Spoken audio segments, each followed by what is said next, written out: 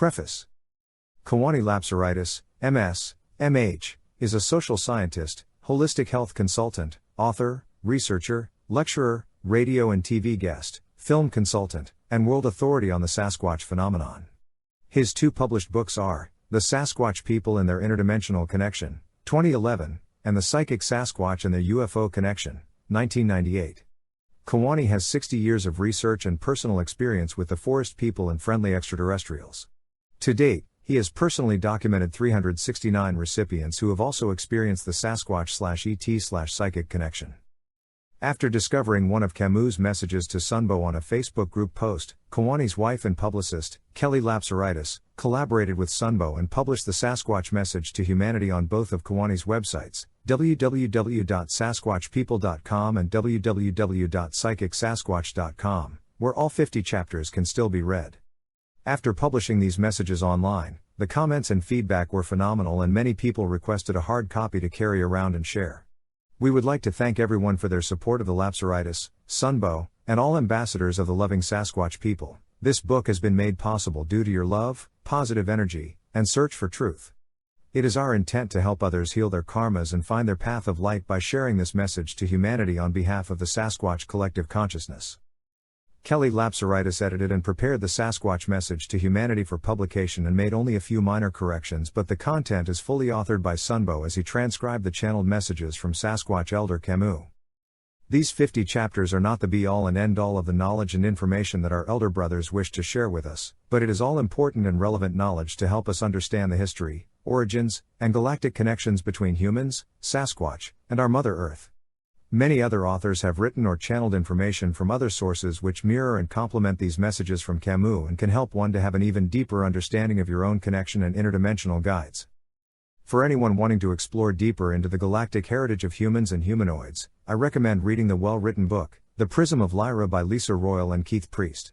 It is easy to read, complete, and a perfect companion book to the Sasquatch message to humanity and for anyone seeking to understand their purpose on this planet. Foreword by Kewaunee Lapsaritis. While veteran researchers were busy monster hunting over the last 60 years, I have also been busy having intelligent telepathic conversations with the psychic Sasquatch. As a cryptoanthropologist, the idea is to approach them without guns, cameras, fear, or trickery. These major factors laid a foundation for successful contact that began 37 years ago when both an ET and a Sasquatch telepathically spoke to me. Since then, I have had ongoing contact, amounting to well over 1,000 times, while documenting 369 experiencers who have also had the privilege of telepathic communication with the psychic Sasquatch people. The discovery that the Sasquatch are indeed people and can intelligently converse with us about their lives, history, and culture is a major discovery that should not be ignored by mainstream science and the public at large. There is now a recognized race of forest giants on planet Earth who are more evolved than we are, and they now understand us far more than we understand ourselves. Yet because of their psychic abilities, it is a merging of anthropology and quantum physics. Presently, our Earth Mother is dying from the horrific abuse by so-called modern man. Western society focuses mainly on materialism and appears to have no respect for Earth's flora, fauna, or its fellow humans. The Sasquatch people are here to teach, heal, and guide Earth humans to a better way of life that is more spiritual than creating the technocratic monstrosities that are presently threatening all life as we know it. We are blessed with Kamooh, a grand shaman elder, who was appointed to share the Earth's true history with the humans in an effort to expand our consciousness so we too can evolve out of the socio-political quagmire that humanity placed our world in. Our technology has superseded our spiritual development, leaving us with a Neanderthal mentality where countries want to use only violence to solve world problems. Dr. Wayne Dyer said, "If we change the way we look at things, the things we look at change." This is a message that could especially benefit the monster hunter mentality. They must first let go of their fear and aggression. Then the forest people will respect them in return so that they may consciously evolve to a level where they may have a personal relationship with the Sasquatch. These elders want us to walk in unconditional love, which would be a start towards a new attitude and level of consciousness, creating a new society void of the present psychopathic behavior that is slowly extinguishing global life. Humans have the tenacity to renew themselves like the phoenix rising out of the ashes. Light workers and those who are in service to others are the hope of the world. Their selfless compassion and caring will continue to collectively increase the spiritual love vibrations that may well be the key source to heal our Earth Mother and aid us in surviving the coming Earth changes. Prologue by Kelly Lapsaritis. On the evening of September 28, 2015, there was a rare total lunar eclipse of a super blood moon. This eclipse was the fourth and final eclipse in a series of lunar eclipses called the lunar tetrad. These rare eclipses are known for causing energetic shifts and unexplained anomalies. This harvest moon was unique and phenomenal for many more reasons. Our ancient ancestors, the Sasquatch people, along with the cosmos, rejoiced during this full moon eclipse not only because of this sacred event but also because of the reconnection made between souls and the collective mission to share our experiences of love, truth, and wisdom from our elder brothers of the forest. It is because that evening was the first time that I read a chapter from the Sasquatch message to humanity. It was chapter 7 to be exact, and from that moment on, an obvious shift had begun. I immediately recognized this passage as truth, and my own Sasquatch guides were surrounding me and jumping for joy for this new reality and connection that I had made with the author, SunBôw, a spiritual brother whom I was destined to meet along my path. Our meeting on September 28, 2015 was an energetic catalyst to the channeling of the additional 43 chapters of the Sasquatch message to humanity, for the following day was the beginning of several long days for SunBôw of receiving and transcribing these channeled telepathic messages from Sasquatch Elder Kamooh. This reconnection created a flow that manifested into meeting and aligning with many more individuals from all over the world that know the Sasquatch people and their message of love. The Sasquatch people and the Council of Star Elders say that now is the time to share this information, and they are excited that more people are working together to save humanity and Mother Earth by raising your vibration to higher levels of consciousness. It is time to know our truth and to unite into peaceful interspecies relations and once again sit with the Council of Star Elders. It is up to our humanity at this time to make the necessary changes to collectively raise our vibration in an effort to avoid another mass extinction and destruction of our planet. It all starts by changing our thinking. Everyone likes the idea of saving the world, but if you try, the world will destroy you. However, if you change yourself, the world around you will change with you. It is okay to discard old belief systems that no longer serve you. Seek truth by going to the source within yourself. Dismiss fear and practice only love. You are awakening to your highest potential, and you are a unique and magnificent being. Be one with all life and share your vision of love and truth. May all beings be happy and free. Introduction by SunBôw. They are known by a variety of names, some of the most famous being Bigfoot, Sasquatch, Yeti, Almas, Yowie, Didi, Skookum, Siitko, Skunk Ape, Misabe, Bushmen, and Duliga. An association can be made with Hanuman and the ape people of the Vedic scriptures in India, or similar stories transmitted for centuries. The existence of Sasquatch, who are emissaries between our world and the underworld, proves in itself the existence of supernatural powers, extraterrestrial intelligences, human hybrids, and intraterrestrial populations. This hidden knowledge, kept secret by the elite, is the reason why mainstream academics are not ready to change the now questionable Darwinian theory of evolution, and adapt to a wider and wider perspective. Humans think themselves smart, but we are far from knowing it all concerning the vast omniverse we are part of. We are not at the top of the evolutionary chain, and there are higher intelligences than us. Transhumanists suggest that the next step of evolution has to be brought by a technological enhancement that will turn us into cyborgs, more and more dependent on technology. The only real lasting evolution humanity can do is by elevating its collective consciousness to a higher spiritual level, recognizing and honoring all life forms, on this planet and eventually on others.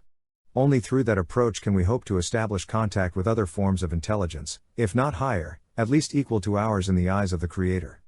To know and understand who else is around might change our views and understandings of who we really are. We are all relatives because we are all interconnected. Our Star Elders, ETs, are in an intergalactic alliance with several dozen cosmic races that are here observing us. Some of them say that they genetically engineered the human race. The Sasquatch people asked us to disseminate the information as it's a message to the world.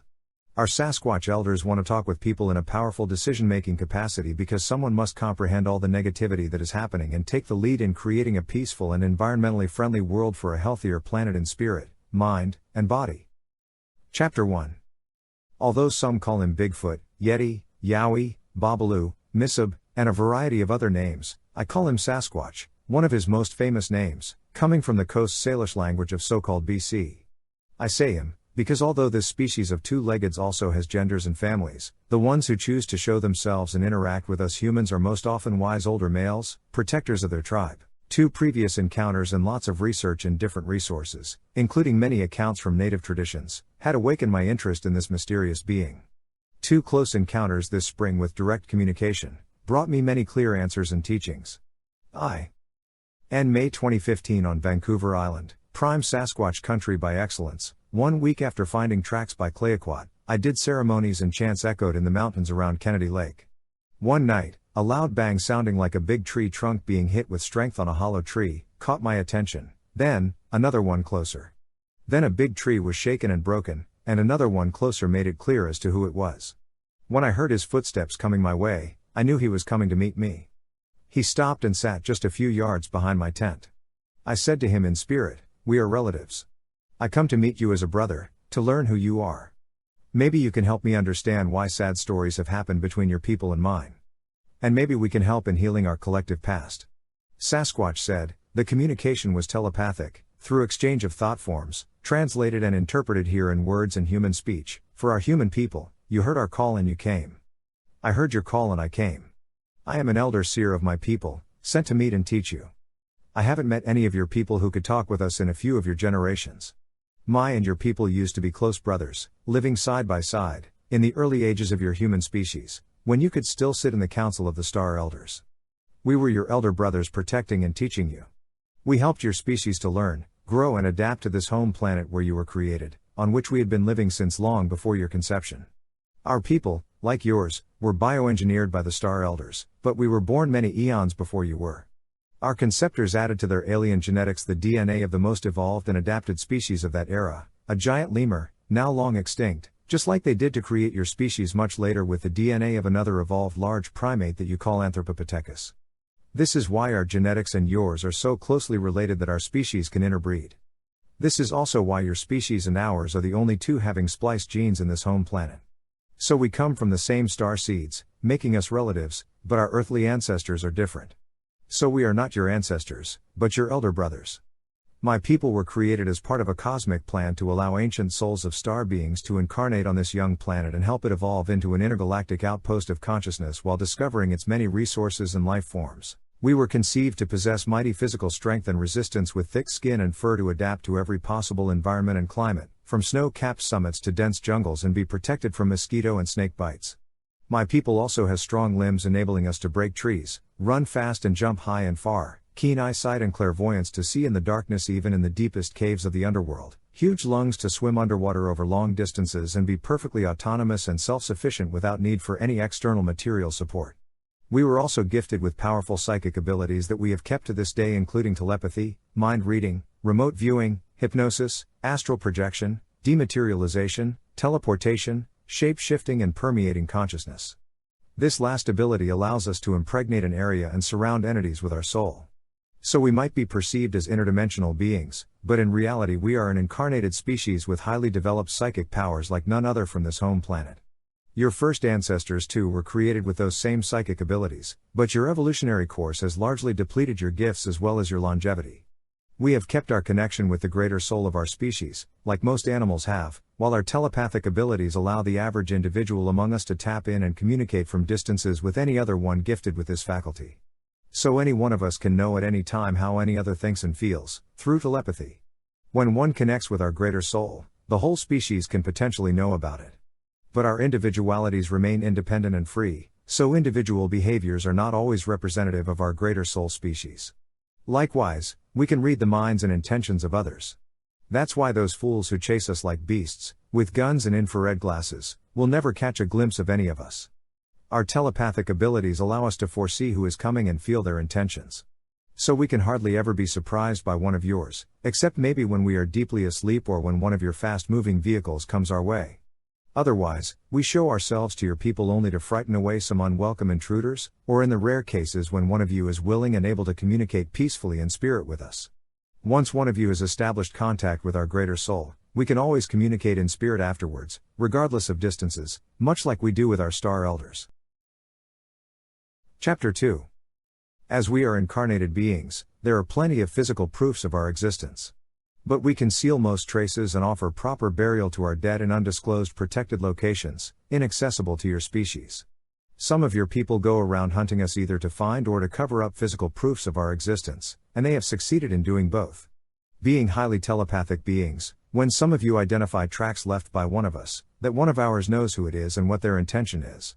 Likewise, when one of yours succeeds in taking pictures of one of ours and publishes them, We can hear the thoughts of those seeing it and feel the fears, hatred and ridicule we are subjected to in the uncivilization enslaving your people. This hurts our soul. For this reason, we avoid cameras and having our DNA sampled. Material proof of our existence can also threaten the safety of my people, if used to track us by the powers serving the lower lords, including some of your people, knowingly or not. Our human allies are not concerned about proving our physical existence, since there will always be denial in the uncivilization of the lower lords, no matter how much evidence is provided, to maintain the official program of the global control agenda through the false doctrine of speciesism and an ideology of domination. Our human allies are concerned about our rehabilitation in your collective consciousness as your elder relatives and longtime allies, through the transmission of the ancient knowledge we have carried to this day that was largely forgotten by your people, so that we can once again as before work together in re-establishing the divine law and cosmic order on our home planet. Some of us still live thousands of years and see your earthly kingdoms come and go, like leaves on trees throughout the seasons, what your first ancestors could achieve when you were sitting with the immortals in the Star Council. But your people were later subdued under the control of the rebellious lower lords, and modified to be more easily submitted. You were bioengineered to be dependent and vulnerable, needing external material support for your basic survival, like clothing, shoes, fire, shelter, tools or weapons that my people don't need to roam wild and free in every kind of environment. This vulnerability keeps you afraid of blending with the wilderness through spiritual connection and bound to the material support offered by your uncivilization, which keeps you servile and submitted.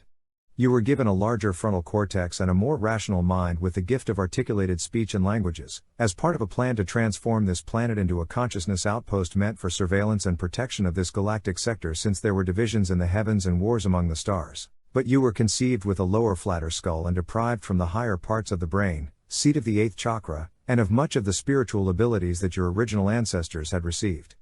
My people are the living proof of the stories of your origins carried in your ancient sacred scrolls and in the ancestral oral traditions of your tribal peoples. Our knowledge is what your people have forgotten about your true origins, nature, purpose and destiny. This is why the lower powers that have taken over this earth are trying desperately to deny and cover up our existence, turning it into ridicule for the public to keep ignoring the message we carry, while secretly waging a covert genocide against my people.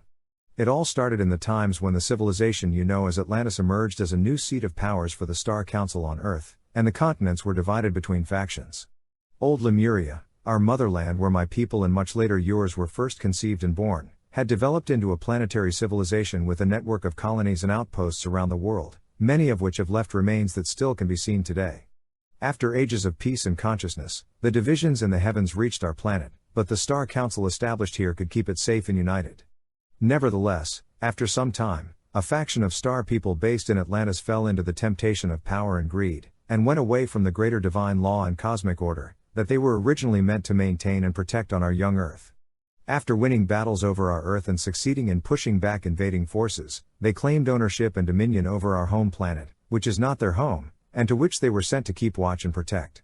Their claim was denied by the Council of Star Elders keeping the cosmic order, so the faction of lower principalities rebelled and banded with the invading forces they had been fighting against. They broke the covenant of the Planetary Watchers by manipulating genetics and breeding several experimental races of hybrids and slave species for their own interest and power. As opposed to the creation of my people and of yours that was approved by the higher Council of Star Elders within a cosmic plan for soul consciousness and planetary evolution, these genetic modifications were done for selfish purposes by the lower principalities against the higher divine law and cosmic order. Those artificially produced species, including giants, dragons and monsters, were used as slaves and soldiers in wars against the Star Council of Elders, still based in Mu. Your most ancient cultures have kept the memories of those wars involving star fleets in their sacred archives and ancestral legends that have survived to this day. My people and your people took part side by side in those star wars to maintain the divine law and re-establish the cosmic order of the Star Council on this Mother Earth, our home planet. My people stood all the time with the Council of Star Elders based in Lemuria, our motherland. But your people got divided, many falling under the influence of the lower lords, based in Atlantis. Some of them were enslaved in their army and we had to fight them.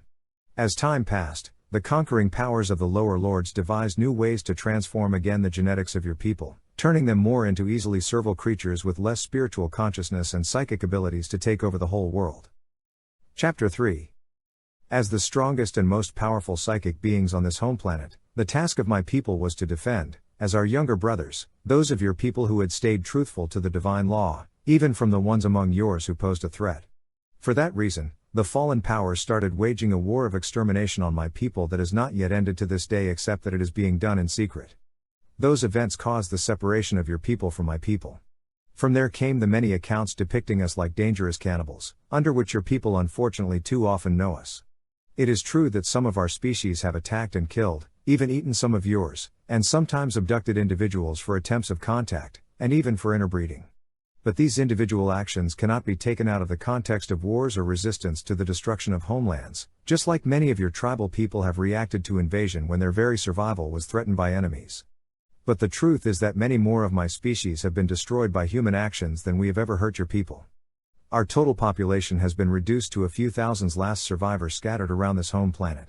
To this day, most of us still die to human hands rather than to natural causes. Since this world has become hostile to us, we have chosen to reproduce as little as possible, for safety. This modern humanity, which you call Homo sapiens, was encoded to be totally depending on external material support, with more rational minds and less spiritual empathy and sensibility, to serve the agenda of taking over all other life forms on this home planet for the sole interest of the lower lords, who set themselves as powers against the divine law. Today, my people represent the last and only species that your species has not yet dominated, but this submission from us will never happen. This is the reason why the lower lords and the powers they control have been trying to eliminate my people. When the new Atlantean race conquered the world, they systematically exterminated not only all of my people that they could find, but also the largest part of your Lemurian ancestry, except for a few remote tribal populations. As this modified and reprogrammed humanity invaded all parts of the world, the last survivors of my people, in order to assure our survival, had to keep moving further away from the threat into the most remote wilderness and places where your species can hardly reach, including the network of deep caves in the underworld, with some of your Lemurian ancestors. But even there, we have been hunted down by the powers of the lower lords. Nowhere is left safe. Eventually, ages later, they succeeded in destroying the whole continent of Lemuria, mainly through geothermal explosions. So my people disappeared from your official stories, books and collective memory. Tribal cultures that have kept living with the wilderness and maintained their spiritual abilities could still see us. But after time, even your tribal people slowly lost their psychic powers and their ability to communicate with us, being entrapped with the whole planet in the power grid of the lower lords, except for a few seers, who also ended up being rare. So the communication between my people and yours got almost completely lost in the last few of your generations. We are now known mainly through legends, often depicting the worst parts of our history and behaviors. Most of your people stopped believing in our existence, and we are usually met by fear from the ones who learn about us. Because of this separation, we have been forced to stay away from your people and must often play the card of frightening away unwelcome intruders who are not ready to communicate with us, for our own safety and survival. The new uncivilization that ruled your world had been banned from the Star Council, which left from our home planet until a later evolutionary leap. Those same powers serving the lower lords are still keeping this Earth enslaved today, through a combination of means including control of the information, mind programming, staged events and a series of advanced technologies. They want you to forget how they took over the control of your home planet and destiny through illegitimate means, and have kept your people enslaved, making you more and more dependent on new technologies. They want you to forget the divine law and cosmic order that we have protected with our star ancestors, with whom we have kept in contact. As proof of their dominion, the lower lords want you to keep destroying our home planet, which is not their home, and that they have invaded for their own selfish interests and powers, since they have laid the basis and frames of your known civilizations and have set the stage for most major events influencing your collective consciousness and destiny. To push forward their agenda of global control, all of your people have fallen under their material and psychic enslavement to some extent and level. None has been left untouched by their detrimental influence. My people are seeking those among yours who are willing and able to help us in making peace again between elder and younger brothers, and in joining again together in our long-time common mission to free our home planet from the grip and grid of the lower lords. Our common goal, which is also our ultimate responsibility and duty, is to realign our planetary soul and civilization with the divine law and cosmic order, in order to take again righteously our place within the circle of the Star Council. Chapter 4. You must first start by finding back your connection, through nature, with the soul of our Mother Earth, which connects us all as relatives. On this path of conscious evolution, you must recover your spiritual gifts and psychic abilities that were encoded in your DNA through your ancestral star seeds. As your genetic memory and your soul memory awaken, you will recognize us as elder relatives and allies, and cease to fear us, deny us the right to exist, chase us like beasts or consider us as more primitive than your species. You will remember how we nurtured and protected your early ancestors like our own younger brothers. You will realize how manipulated and controlled your people has been under the rule of the lower lords, and how what your uncivilization remembers of its history is but the last page rewritten and modified, to make you forget about your true origins, nature, purpose and destiny, as part of a program to keep your people domesticated like pets and enslaved like livestock, in an agenda for global control and tyranny. We know that some of your people have been freeing their souls from this ages-old bondage and are getting ready to stand on our side for the protection of the natural balance of environments from the destructive uncivilization of the lower lords, and for the re-establishment of the divine law and cosmic order of the Star Council on Earth. We wait for some of you to awaken to your spiritual abilities and reach out to connect with us, to help us deliver to your people the message and ancient knowledge we have kept through the ages, concerning your origins, purpose and destiny, before it gets completely obliterated from your collective consciousness. We wait for enough of your people to act in togetherness and succeed in freeing the world from its ages-old bondage and curse, to transform your collective karma and evolve into a planetary civilization based on peace among species, in alignment with the divine law and cosmic order, to be rehabilitated in the Star Council with our eldest elders. We wish for some like you to come forward and speak for us to your people, to reawaken their collective memory, because your people are gifted with articulated speech and languages, unlike ours, but most of them have forgotten how to communicate through telepathy. There is nothing to prove about us, but our ancient living knowledge, carrying the same message as the Star Elders, is crucial to your next evolutionary quantum leap into a planetary civilization of peace within the divine law. When you reach that level of consciousness evolution, my people and yours will again be brothers, and our elders of the Star Council will return among us to re-establish the divine law of the cosmic order. But first, your people must remember that you are all brothers born from the same ancient star seeds, and that you were created as caretakers and protectors of all life forms on our home planet Mother Earth. Only later were you reprogrammed and manipulated by the alien lower lords, into serving an agenda of materialistic domination and control over all life forms on our home planet, with the disastrous consequences we have witnessed, caused by this disconnection from your spiritual soul and purpose. When your people will come to treat each other as equals and all life as important and sacred, they will start to be ready to reconnect with other two-leggeds, like my people and the Star Elders. You must drop the veil of illusion that has been raised over your souls, keeping you enslaved in a system running on fear, ignorance, scarcity, materialism, competition and conflict, serving only the control agenda of the fallen powers. My people can still wait without losing our knowledge, as we have never fallen under the domination of the lower lords. But for your people, it is an emergency that a growing number of you reconnect with the ancient knowledge and spiritual gifts they have forgotten, in order to readjust your collective destiny with the cosmic order, while it is still in your power. Otherwise, the ruling uncivilization that imposed itself over our Earth might end up succeeding in turning your evolutionary process on our home planet into a failure, by causing unrepairable damages and destruction, that could cause the abortion of this soul evolution experiment you have been part of. If your species fails in restoring the planetary peace and cosmic order on our home planet, it will mean that ours too has failed in watching over our younger brother and in guiding your people back into the Star Council, which my people has never left. We see that there is hope, as many of your people are now opening up their consciousness and reconnecting with their ancient knowledge of the divine law and cosmic order, originally brought on this home planet by the Council of Star Elders. But you must be aware that there are also many lies and deceptions put out by the lower lords, who try to be seen as the Star Elders and usurp the title of Earth Watchers, or Hakamim, while they have fallen from their duty, to become Nephilim, due to pride, arrogance, greed for power and selfishness. They use this tactic to be perceived as saviors and gods, and carry on their agenda for global control, through a centralized tyranny of their own, that they try to masquerade as the Council of Star Elders. They have encapsulated our home planet inside a control grid, keeping away the influence of the Star Elders, protecting us, through constant warfare, the very backbone of their uncivilization. They have invaded the underworld, where they conduct in secret their most detrimental and disruptive experiments for the evolution and balance of our home planet, including magnetic and genetic manipulations. The collective soul of your people has recognized increasingly the reality of their enslavement. But it must now act accordingly and change its ways and behaviors to free itself from this ages-old bondage. This is the last opportunity your people can grasp to end the slavery and re-establish the cosmic order, before the lower lords apply the next phase of their control agenda, which they are already mirroring to you, and modify once more your genetics by turning your species into biosynthetic cyborgs and artificial entities controlled by their technology. You might think that you still have years to go before being faced with this artificial remodeling, but one of your generations is only a short time for our people, as well as for the lower lords. The situation that your ancestors faced in the downfall of Atlantis is being replayed today, but on a much deeper scale, that may cause irreparable damages to your genetics, evolution and destiny, if not stopped, and abort the soul evolution cosmic experiment you have been part of, with global destruction and mass extinction level event, as it happened in the days of Atlantis. Chapter 5. The ongoing destruction caused by the uncivilization of the lower lords, that your people have followed, has already reached a point of no return, that will undoubtedly lead the world towards unavoidable global cataclysms, cleansing and purge.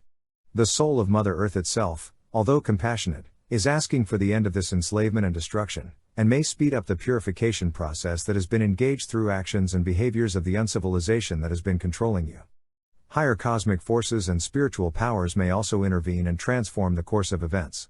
But it is your responsibility and duty to make sure that the ancient spiritual knowledge of your soul's evolutionary process remains alive and is passed on to the generations of the future ages, so that they can remember the long road their ancestors have traveled since their origins, up to where they will stand. We don't know how far the agenda of the lower lords can be taken before reaching the breaking point that will upset the forces maintaining the balance on our home planet, which could likely bring another mass extinction level event. What we know is that the time is very short, as compared to the long road we have evolved on. This generation of your people is the one that has to make the changes needed. If no substantial improvement is made now, within the next of your generations your people who remain aligned with the divine law might once again find themselves escaping and hiding out for being hunted down, unless they succeed before then in turning the tide and restoring a planetary civilization based on peace and the cosmic order. That's why you must start now to get attuned with the powers of nature and the soul of Mother Earth, and to tap into the spiritual abilities that were encoded in your DNA through your original star seeds. There is no hope for a better world if you keep supporting and serving the system of the lower lords that has colonized and enslaved your people, destroying our home planet. You must deprive the lower lords of their power over you and withdraw your support in all forms to their enslaving system, recover the sovereignty of your soul, and redesign your ways of self-governance through your spiritual circles, aligned with the divine law and order.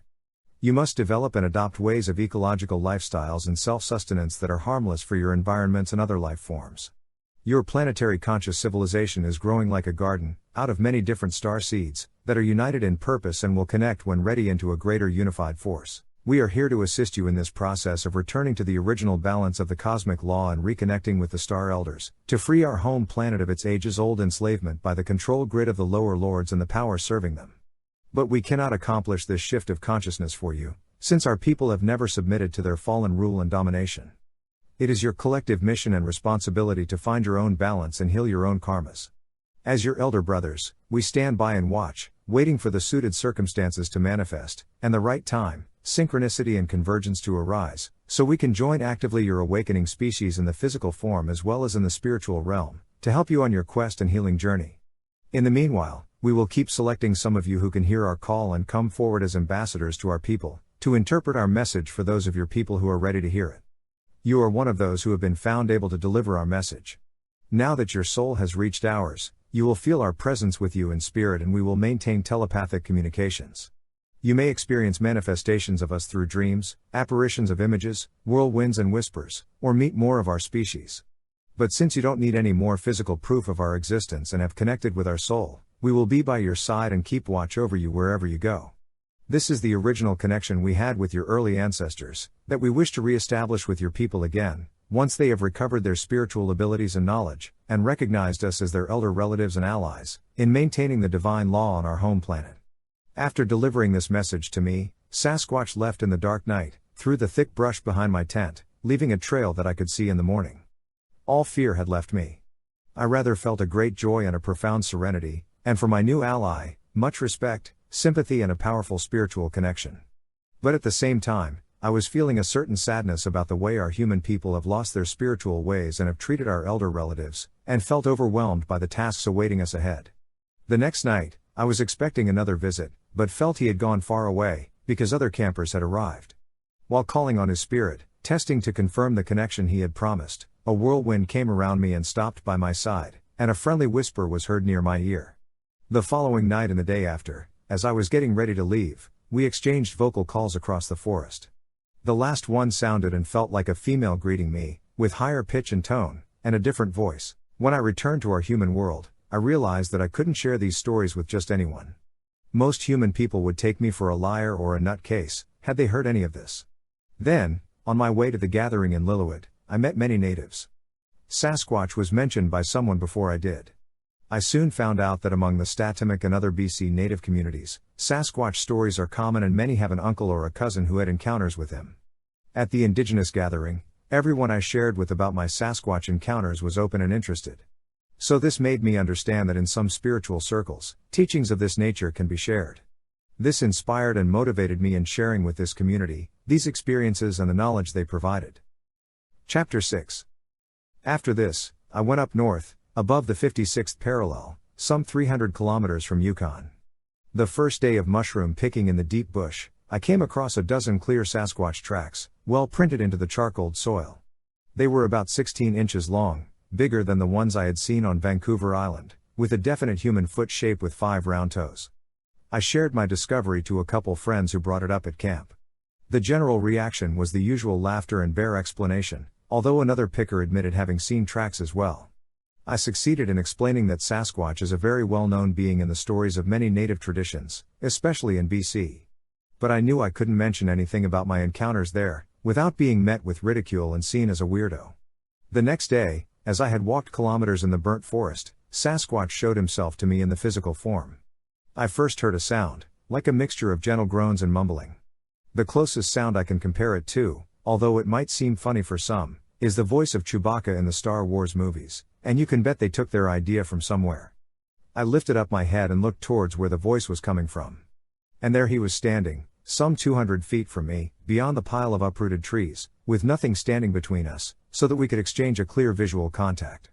He was over 8 feet tall, with light brown long fur, taller and slender than the black one I had seen on Vancouver Island in 2003. Although I was impressed, I was filled with joy, like meeting an old friend. He said in telepathy, "Here I am. I saw you found my tracks. So, you are the human who knows us?" Seeing I was without fear, he was puzzled and shyly crouched behind a big uprooted stump. I could see his face between the roots, observing me with curiosity, a sentient face coming from ancient ages, made of intelligence and sensibility, profound wisdom and deep instincts, strangely human and wild. Although he was a few centuries old, he was not an ancient learned elder of his people, but he was a leader of his local clan. So I waved at him and started singing a gentle chant, knowing that they love soft music and chants from the heart. He had only been seen by a few humans in all his life, but all of them were afraid of him. Now he was meeting one who was a friend, what he found interesting, but strange, compared to the usual hunters or loggers he had seen. He wondered why I was coming with this wave of people picking all the mushrooms and invading his woods in an unprecedented manner. I couldn't pretend that I was gathering my meal nor wildcrafting, so I explained to him that we exchanged the mushrooms for money, so that later we could exchange the money in the human world, for other goods we need for our survival. He had already picked up this strange concept from reading the minds of the pickers. But what he couldn't figure out was why I was the only one of my people who could communicate face to face with him, but was doing the same thing as all the others. This had me ponder, then and afterwards. He finally told me that he was glad to talk with a human, but there were too many of my people invading his woods who couldn't relate with him, so he couldn't stay around in a visible form. And before I knew it, he had disappeared from my sight, suddenly vanished. That night, he came to me in dream and I saw clearly his face smiling over me and thanking me for the chant. The next day, I went to another area and again found some tracks, but a couple inches shorter, from another member of his family. The following day, I returned to the sector where I had encountered him. After a whole day of picking a modest harvest, I was getting ready to return to camp, as the long northern daylight was already dimming out, when I heard the same recognizable voice trying to mumble a shaky melody. After 2 or 3 attempts, I understood that he was asking me to sing again. So I started with a soft chant, to which he replied with a few joyful whoops. After my chant, he tried again a melody, sounding like a clumsy mixture of groans and howls. I did a mellow chant again and he tried to join in with his vocal sounds. This amused me, as it felt like a sacred spiritual connection, which at the same time was also somewhat funny. I chanted the first line and stopped, and he tried to repeat it. We repeated the same exercise a few times, until he finally succeeded in howling the right notes in the right order, which made us both very happy. He explained to me that his species communicates through telepathy and has no need for words and speech, so individual Sasquatch don't have any specific names to designate their person.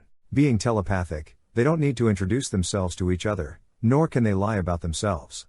But they use different vocals to express their emotions or communicate their location, either to their own people or to other species who can't communicate with telepathy. They can whisper, whistle, hum, mumble, moan, groan, growl, howl, woot, roar, scream and mimic certain animals and birds. But they have not developed a musical culture nor a tradition of songs among their people. The sacred chants and spiritual music of the humans is one of the things they appreciate, admire and miss the most from our people.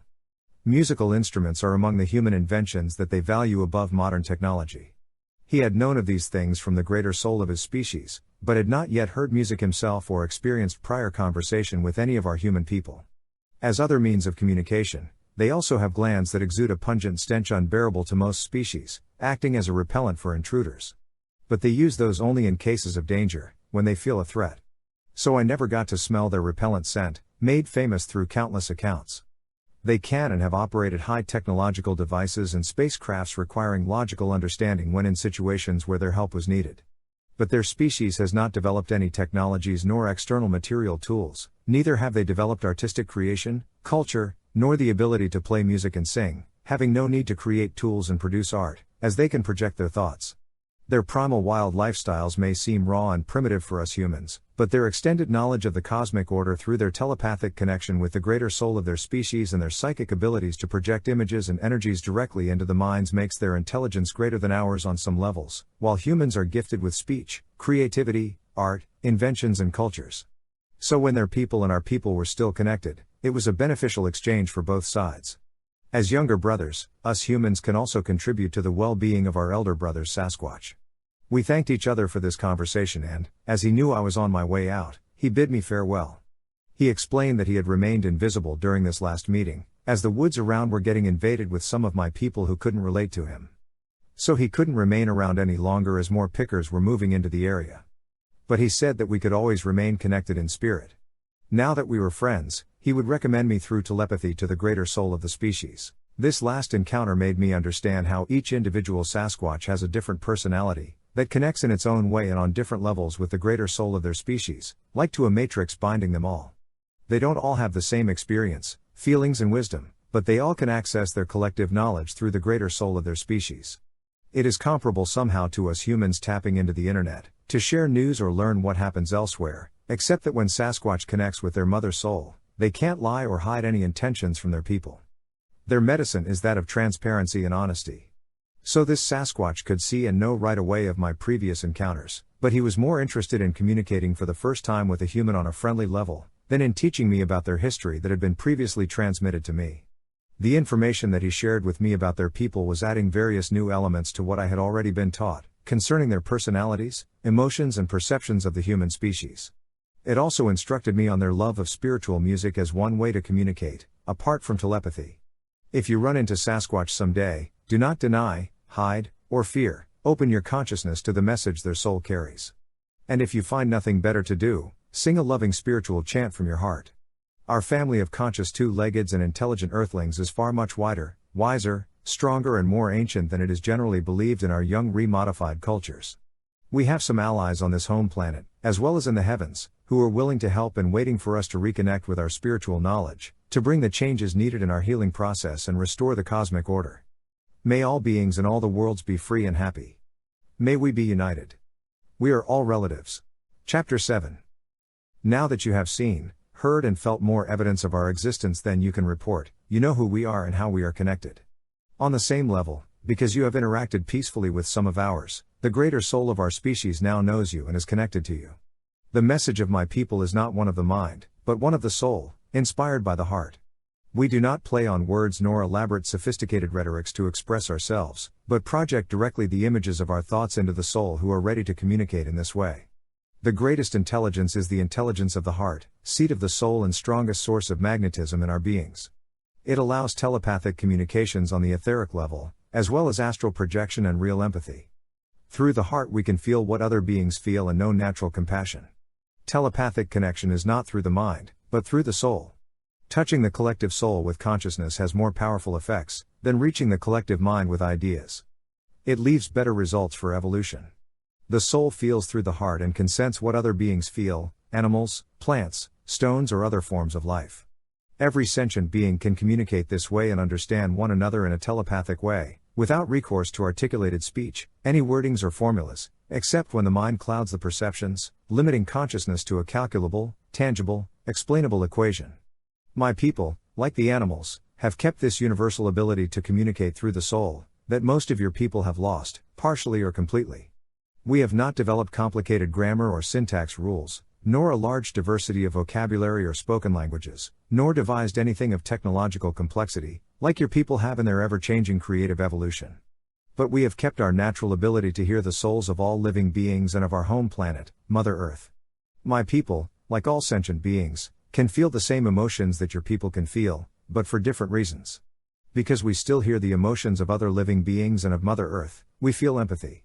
We can feel the joy of the butterfly in the flower, the pride of the salmon jumping the falls, the confidence of the pack of wolves, the exultation of the soaring eagle, the serenity of the oak.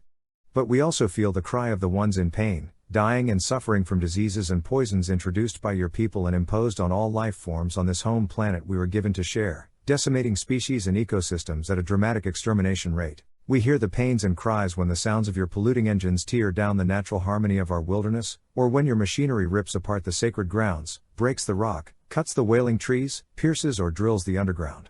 We hear the pain of the water beings, who wash ashore by the millions, choke or mutate because of the activities of your human people and the legacy of death that the uncivilization enslaving your people has left our home planet with.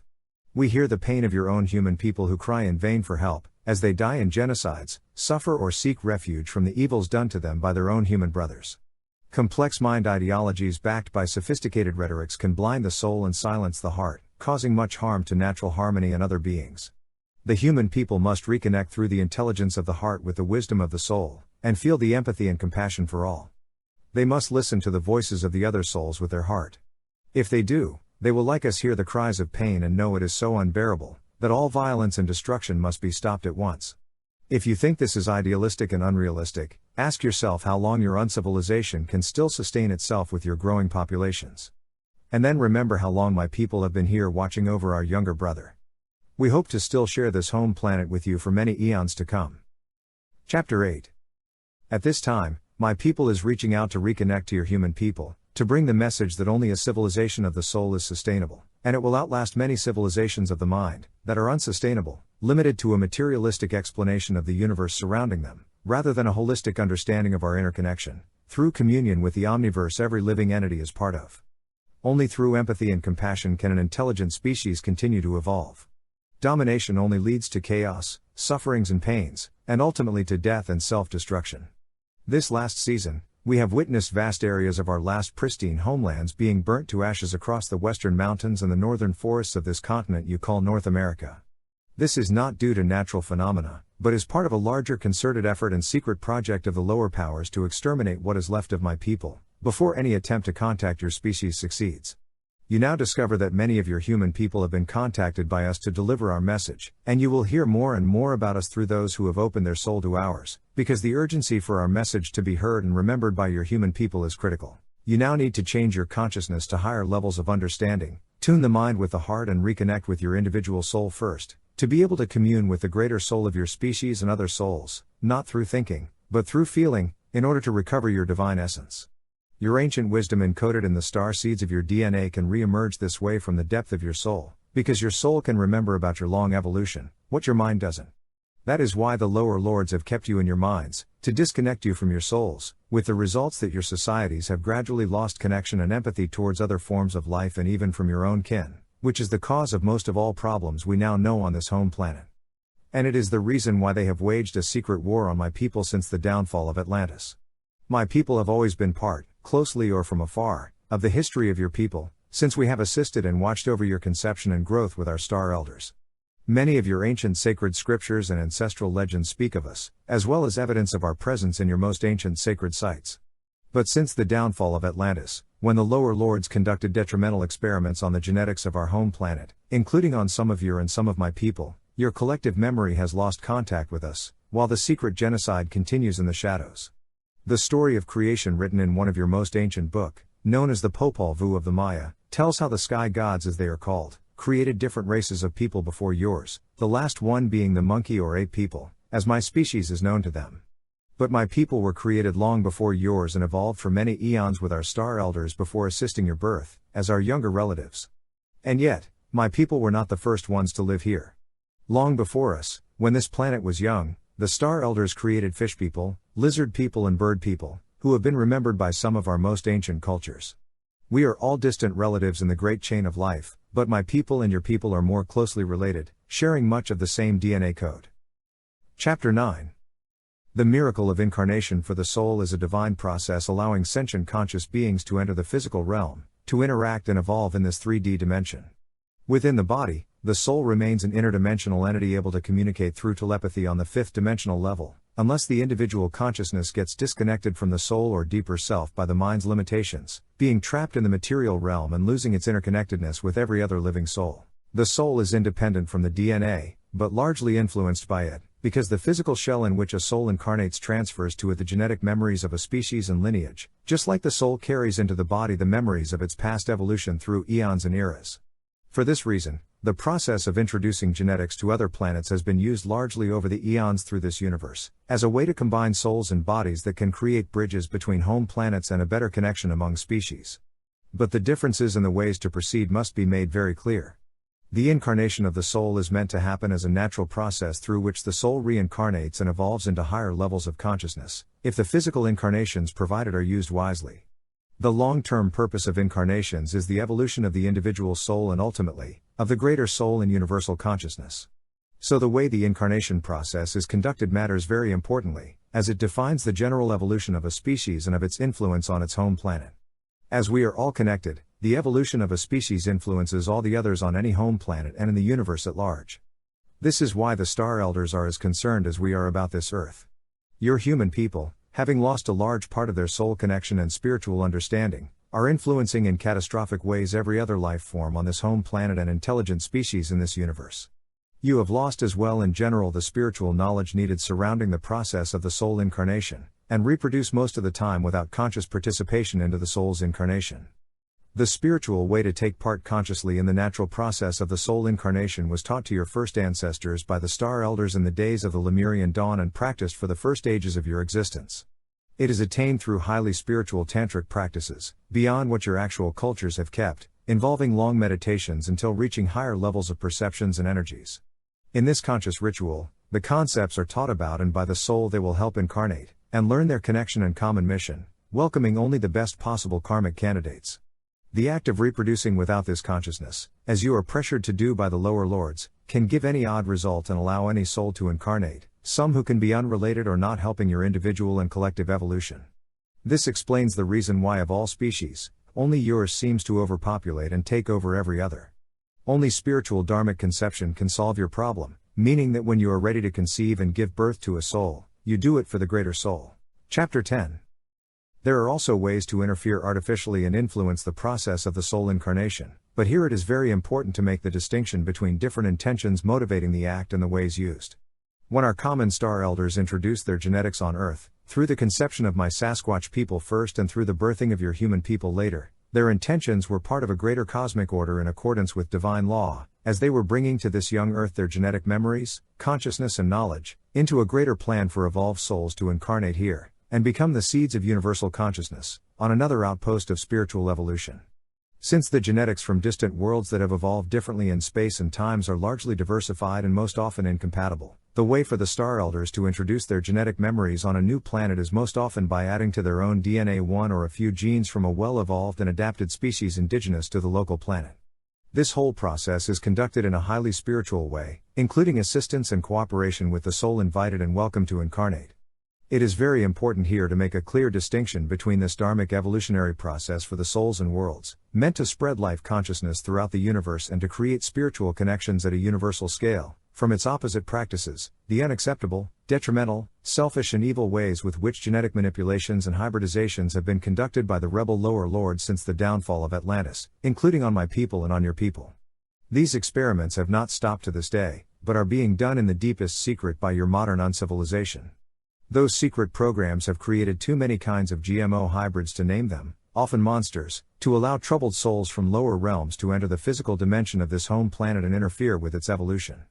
For this reason, some today wearing even bodies of our Sasquatch people are not really us nor connected with our greater soul, other than through the genetic memory of our stolen DNA. This is also why we are reluctant to leave DNA prints behind us, not for them to be misused. It started back in the days of the downfall of Atlantis, when the lower lords with the help of the lizard people, started cloning their own DNA to allow more souls of the lower realms under their control to enter our physical plane. Since all genetic memory has its limits, adding different DNA or mixing them creates multiple possibilities of outcomes, but with the intentions of control of the lower powers, the results are very harmful and detrimental to the long-term evolution of the consciousness on our planet. Chapter 11.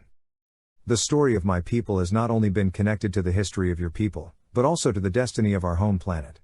When the genetically modified Atlantean race you call Homo sapiens took over our home planet and chased our people and your Lemurian ancestry into the deepest wilderness, the ancient knowledge of our star elders and of my people was erased gradually from your memories. In the sacred books of your most ancient surviving civilization, dating from before the Ice Ages in a country you call India, the important contribution of my people, known as the Eight People and our leader Hanuman, were highly honored, in our common efforts to fight the lower lords and re-establish the cosmic order on Earth. The stone bridge my people built to the island of Lanka can still be seen today, as a reminder of this close bond your ancestors and mine had back then. Over millennia, India became the highest concentration and density of human populations, and following the Dravidians, with later invasions of Aryan cultures unfamiliar with us, my people took refuge in the northern wilderness.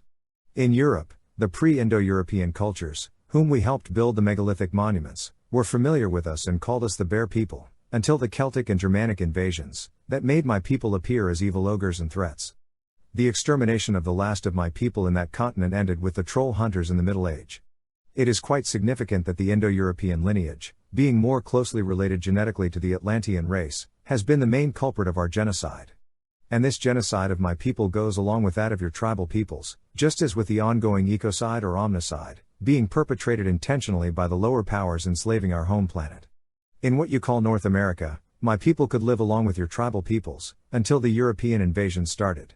Along with the tribes of your indigenous peoples, just like with your previous Lemurian ancestry, my people were pushed ever further into the western and northern wilderness. The huge fires that caused terrible devastation in these areas this last season, are part of a greater secret plan to speed up the extermination of your tribal peoples, and of my people, your elder. This ultimate aggression is intended to cut definitely your spiritual connection with our star elders. The story of my people and of your tribal peoples in the land you call Australia is not much different. My people known as Yowie there, just like your tribal peoples, have kept moving deeper into the wilderness to escape from the genocide of the European conquest, until becoming a mere legend. In the land you know as Siberia, my people there who are called Almas, could live in peace with your tribal peoples familiar with us, as long as the Tsars of Russia were afraid of facing us. It changed a century ago, when the Soviets, determined to conquer the lands we shared with your tribal peoples, decided to capture some of my people to conduct secret experiments with the means they then had, starting with artificial insemination. Many hybrids were created from these secret programs, some of which walk on our earth today, but without the necessary spiritual knowledge and dharmic intentions. These secret experiments have always been commanded by the lower lords and backed by their technological powers, introducing some ever more sophisticated techniques for genetic manipulation. As Siberia was being conquered, some of my people fled to the land called Tibet, where we still could live in peace with the local populations and communicate with some of their shamans and monks, until the empire you call China conquered our last stronghold on the lands across the oceans. The same tragic fate that met my people and your tribal cultures in other lands, also hit tragically and painfully with genocide and torture, those in Tibet who had kept their spiritual connection with our star elders. Chapter 12. And recently, your people have seen like mine the intensified fascinating destruction of our last habitat and stronghold, as well as for many of your tribal peoples, the western mountainous regions and the northern forested regions of this continent you call North America. But my people are seeing the devastation with our own eyes and feeling the trail of death deep in our soul, with sadness and the understanding of the deeper meaning and significance of the tragic crisis in this ongoing omnicide. This is part of a bigger agenda to control this whole planet, as on other continents. The conquest of my people by the lower lords means the control of every other being living on this home planet and usually coincide with the control of your last tribal peoples in any given region. Secret experiments forced on some of my people and some of your people have also been done on this continent for decades, at an ever-increasing rate, to such a large scale that deep underground military bases were built for them. As you have noticed, the tribal peoples of the northern and western regions of this continent are still familiar with my people and some interact sometimes, as they still honor us in their ancient cultures. This last of our strongholds and natural habitats, where we can roam free, relatively safe, while keeping contact with some of your people, to keep sharing our ancient wisdom, is now under severe threat. This threat of a planetary scale is loudly denounced by the warnings of your tribal peoples living there. There are also among the last of your tribal peoples who have maintained sovereignty over their lands, because the invading powers of the uncivilization of the lower lords have just reached those remote wilderness areas a few of your generations ago. So the ancient wisdom has survived there strongly. Many of your tribal peoples there also know that we have shared genetics and ancestry over the eons. We must now tell you about our own practice of hybridization that has happened on several occasions over the course of eons, but distant apart in space and time. We naturally reproduce in a similar way as your people do, except that we have kept the consciousness of interdimensional soul evolution by communicating with the souls we invite to incarnate, to ensure that they are the best karmic candidates. We also reproduce much more sparsely and rarely, even less in these hostile times for our people, compared proportionally with our own fast reproduction rate and much shorter lifespan than ours. In our time scale, a few offspring cover many of your generations. As we have learned from our star elders, assisting in the conception of your species as our younger relative, alien DNA can be introduced or adapted to a planet when combined with indigenous DNA, and if this hybridization is done in a higher intention for soul and consciousness evolution, highly evolved souls can incarnate in hybrids. But my people, although we understand the process for having taken part in it, has not maintained nor possessed any technological means to intervene artificially in the course of the incarnation of souls, as it was not our mission nor destiny to conceive new creatures, but the work of the selected star elders. But we know, as some of your geneticists have discovered, that your DNA and ours are 95% the same, being the star seeds of our star elders, and making us elder and younger brothers, close relatives, to the point where my people and your people can reproduce naturally together and bear fertile offspring. If the concept of interspecies hybridization is still too overwhelming for your modern uncivilization to accept it, the ancient stories of your tribal peoples are filled with accounts of interbreeding between my people and yours, and many lineages have been proud to count us among their ancestral memories. Chapter 13. There are several reasons why we very rarely but sometimes select one of yours to interbreed hybrids. Most often, it is one of your women who is asked to carry a hybrid that will host a highly evolved soul, who will either live among your people to help them with their psychic gifts and their healing process of recovering their soul memory, or among my people, as interprets and ambassadors of the continuous connection your human people and my Sasquatch people have always had, even without the knowledge of the majority of yours. In some other cases, even more rare and less occurring in recent times, one of your men is selected to provide his lineage to my people in order to keep our different genetics compatible and evolving in parallel development. Having suffered from genocide for ages, the genetic pool of my people has been dramatically depleted and reduced to extreme consanguinity. You must understand that the process of consciously interbreeding hybrids to incarnate highly evolved souls has nothing to do with mating, as your people now define it. It is a spiritual experience on the interdimensional levels, that does not require physical intercourse nor regular gestation, as in your normal natural pregnancies. The connection is made on the soul level, beyond your actual knowledge. Your geneticists have discovered with amazement that we normally select human genetic additions to our own DNA from small tribal and remote populations, very distant from each other. They are right in saying that some human people live with us, away from the rest of your genetic pool, but their conclusions about our age, based on just a few DNA samples, is a wrong interpretation of my people's ancient existence, as your elder brother. What their studies omit to notice also, is that the humans we carefully select to interbreed hybrids with come from populations and regions that have kept honoring my people, and the ones found ready to contribute to the evolution of interspecies spiritual relations are the ones gifted with the necessary psychic abilities, often due to Sasquatch ancestry in their lineage. Remember that one generation of my people lasts much longer than many of yours, so we can keep track of our descent and your lineage easier than you can. We care for our descent and watch over its future evolution at least as much as we do for our younger brother, on a longer scale than your people. You will find out, as you hear the messages of the ones we have selected to speak for us to your human people, that they all agree on the same truths. Many of the humans we selected to bring out our message are in fact carrying our DNA from previous hybridization in their ancestry. Remember that your own great-great-grandfather and his twin brother were found as young orphans in the wilderness of the Northwest Territories and adopted by native trappers from further south, chosen to raise them. There is much more we want to share with your people, our beloved younger brother, that will require time and space to transmit through our telepathic channels. What we want to emphasize overall is the need for your human people to reconnect with the wisdom of your soul and realign with the intelligence of your heart, reactivate your genetic star seeds and soul memories, recover your psychic abilities, and evolve collectively into a higher spiritual consciousness, a civilization of the soul. We ask for your help and cooperation in re-establishing the natural cosmic order on this home planet and in bringing a peaceful spiritual civilization of the soul, respecting the rights of all living creatures. Such a shift of consciousness in the human soul is desperately needed, on this dear home planet your people and mine share with many other life forms, for the well-being of all living souls and for the continuity of this great spiritual evolution process you have been part of, with all life forms on Earth. Chapter 14. Since the time and circumstances allow you to still be available for a little longer, but not much more, we ask you to continue to transmit the message of my Sasquatch people to your human people, as the next auspicious opportunity to do so might not present itself before a while, in your time scale, and the best time is now, due to the actual urgency of our message to reach the greater soul of your people. We now have to answer a fundamental question that many of your people must be asking themselves about us. We do acknowledge the existence and understand the presence of a universal creator spirit, whom some of you may call God, as the unique source and essence of all energy and consciousness in the omniverse and all dimensional levels, that are ever diversifying into a greater variety of individual entities and forms of life, during the course of the eternally ongoing process of creation and evolution. This original source from whom everything is born, is a creative and cohesive eternal omnipresence, consciously creating and maintaining worlds and entities through omnipotent loving, immanent in all its countless parts and creatures, while transcendent to their sum, beyond the limits of created realms, being the omniscient universal consciousness holding all possibilities of dimensions and knowledge. This supreme divine original being and the universal oneness born from it are universal truths and principles that all spiritually evolved souls can sense and understand, at large throughout the whole omniverse.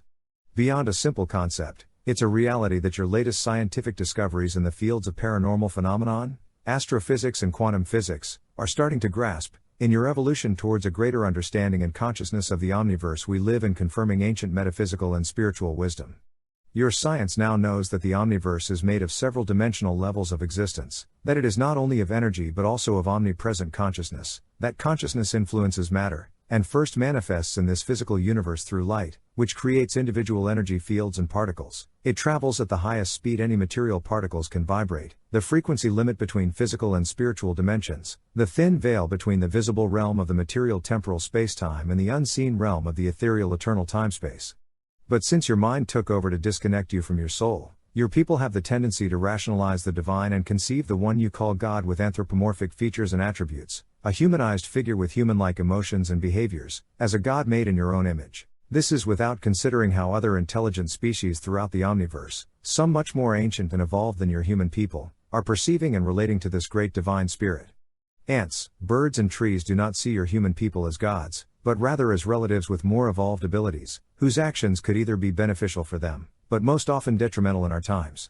Likewise, other intelligent species incarnated in different forms than yours, either humanoids as you call the two-leggeds, as if their shapes were exclusively human, or of other shapes and dimensions, do not all conceive and understand the greater truth of the universal source and oneness in the same way as your species, nor do they envision this eternal almighty spirit creator with any human aspects. Chapter 15.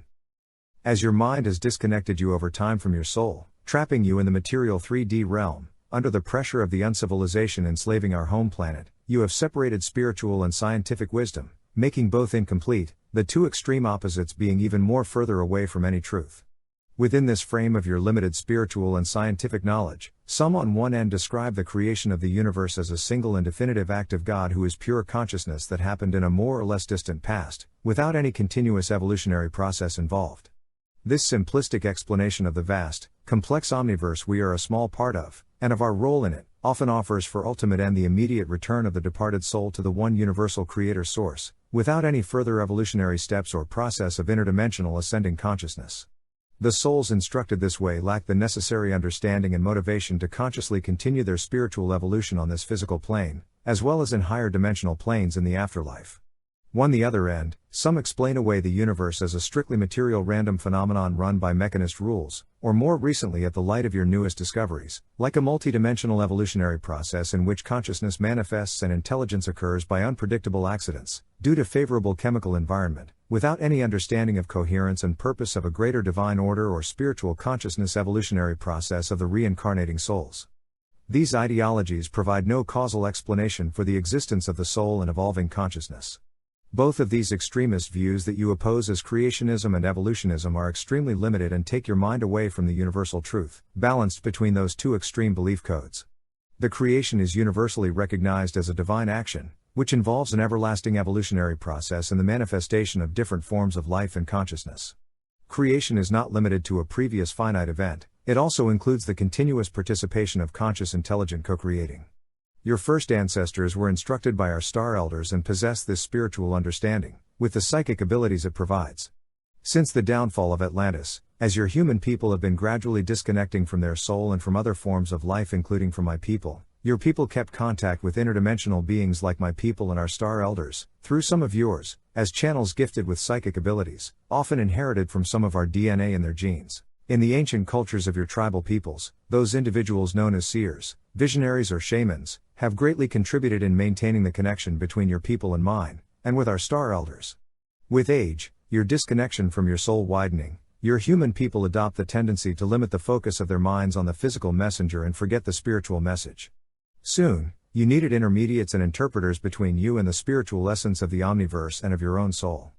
Ceremonial sites, ritual objects and an organized clergy or priests and monks became mediators between your controlled minds and the spiritual intelligence and mystic powers of the world. Your collective consciousness quickly became acquainted with the need for other souls to perform your spiritual duties and take responsibility for your own soul evolution. You surrendered your intelligence to all kinds of entities, from the most terrifying to the most elevated dimensional levels.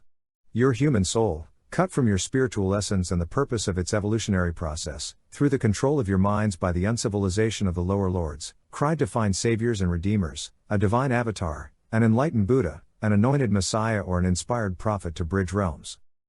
Chapter 16. Over eras, your populations and societies grew, developed and diversified. In this process, diverse religious cults and groups were created, often influenced by the lower lords, or later to join the growing mass being submitted to their uncivilization by their powers, through various enslaving means. They have devised or twisted many belief systems to control humans through your minds and emotions. As you still can see among your people today through religious extremists, this kind of indoctrination to control masses causes much division, conflicts, violence, pains and sufferings, at a time of your evolution when your collective consciousness emerges from ages of sectarianism and religious racism. You can notice as well in this time, that some fanatical technocrats are proceeding at great speed with the advancement of their transhumanist agenda, aiming to replace biological evolution with artificial intelligent life forms, and obliterate the spiritual evolutionary process of the soul and consciousness. These two extremist tendencies present the main threats to the continuity of your spiritual evolution. Your human consciousness, limited by your mind clouding your soul, has evolved into separate civilizations, religions and cultures, who had to meet over the course of time, often clashing due to mutual misunderstandings and disconnection from your soul. This happened so that your different cultures could interact and share their spiritual and scientific understandings, giving to your collective consciousness a broader spectrum and a clearer knowledge of the large diversity and long history of your human people. You need to experience races and creeds to fully understand the human species. In a similar way, the next giant quantum leap in the evolution of your human consciousness is the knowing and understanding that your human vision of the Supreme Divine is limited by your mental perceptions, and that many species of star elders have different, and often higher spiritual and scientific wisdom that they are entitled to share and could be greatly beneficial for your soul evolution. Just like many different of your cultures shared their spiritual and scientific understandings as they met, to give your species a planetary overall view and consciousness in this stage of your evolutionary path, your human species now has to reconnect with star elders and other spiritually evolved intelligent species like mine, so they can add to the knowledge from their own experience, that of other species. Seeing the omniverse through the perspective of my people has already broadened the spectrum of your perceptions and upgraded your spiritual understanding of the greater evolution process of your soul. In the Council of Star Elders, aligned with the cosmic order, there are many highly evolved spiritual masters from many worlds, sharing their combined wisdom with their united collective consciousness. There is no need for any of them to try to convince or convert others to the understandings provided by the experiences of their respective evolutions. They all know and understand the same essential truths. These universal truths resonate in souls with the necessary level of consciousness to understand them. But some of the spiritual knowledge of the Star Elders is beyond your actual level of understanding. The universal language they use is telepathy, allowing soul reading, communion and spiritual empathy. It's the main form of interspecies communication, requiring complete honesty and total transparency. Communications on this spiritual and psychic level is the best way to combine the gathered souls, joining them into a collective consciousness empowering each part, to carry on peaceful spiritual relations within any species, as well as at the interspecies, intergalactic and interdimensional levels. Chapter 17. The Council of Star Elders was born in the first eons of creation, to establish a permanent force watching over the creations of the many worlds and helping in their evolution. In this Star Council, the Star Elders share and compare their different spiritual wisdoms and scientific understandings, to reach a broader spectrum of consciousness, without competing over their different evolutionary experiences. The Star Council's first mission and mandate is to maintain the divine law in the omniverse, or you may call it the divine will or Creator's plan, as manifested and expressed in every parts of its creation, through the multiple harmonious and complex consciousness codes naturally inscribed within the sacred geometry and fractals of the most intricate structures of each existing individual entity, part of the great cosmic order, from levels beyond intergalactic, to scales intrinsic to that of DNA or quarks. For this reason, only the species who contribute consciously to maintain the cosmic order through the respect of the divine law can take an active part in the Council of the Star Elders. As you know, your first ancestors once sat within the Council, but have been banned since they lost the spiritual qualifications required, while my people have never left the Council of the Star Elders. So we can relay to our younger brother their messages and knowledge, until your species is ready to evolve into a peaceful spiritual planetary civilization and join back with the Star Elders in interspecies relations. But even so, through the eons, some of your human people have at times attained a level of spiritual evolution that has allowed their souls to take part as human ambassadors in the Council of Star Elders. Many of those spiritual masters of your people have been ignored or forgotten by your uncivilization, and a much greater number of spiritual masters from other species are still beyond your knowledge. We define the cosmic order we protect and maintain by respecting it, as the natural inherent harmony manifested through all dimensional spheres of existence in fractal proportions or symphonic harmonies. This is how the divine law of the Creator Spirit of the Omniverse is inscribed in all of its creation. This also includes the respective universal ethics, learned from the collective wisdom of our shared experiences, namely regarding interventions in other worlds' evolutionary processes, by adding and retrieving genetic codes or incarnated souls, or interfering in the natural evolution cycles of any planet. The Council of Star Elders is held in a circle without any hierarchical structures. In interspecies spiritual communication, all are considered as equals, even if at different stages of their spiritual and planetary evolution. The only recognized status any of its members could have in the Star Council would be to acknowledge some special gifts, or for the antiquity of some elders for their experience. The consciousness of spiritual oneness involves the respect of all sentient beings and living souls, regardless of their species or evolutionary path and situation. But the collective wisdom also recognizes the most powerful and wisest channels of universal knowledge, who are naturally the eldest elders having a longer experience on the path of spiritual evolution than their still learning younger relatives. So it is part of the natural evolution and cosmic order to look to our elders' wisdom and guidance, with respect and honor to their longer learning experience that has led them to deeper levels of understandings and higher dimensional frequencies, making them greater channels of consciousness. Chapter 18. My people have a longer experience than your people in our spiritual evolutionary process that shows in the facts that we have kept our ancient spiritual knowledge and psychic connection with our Star Elders, and in the ways that we have incarnated and transmitted our genetic memories and consciousness.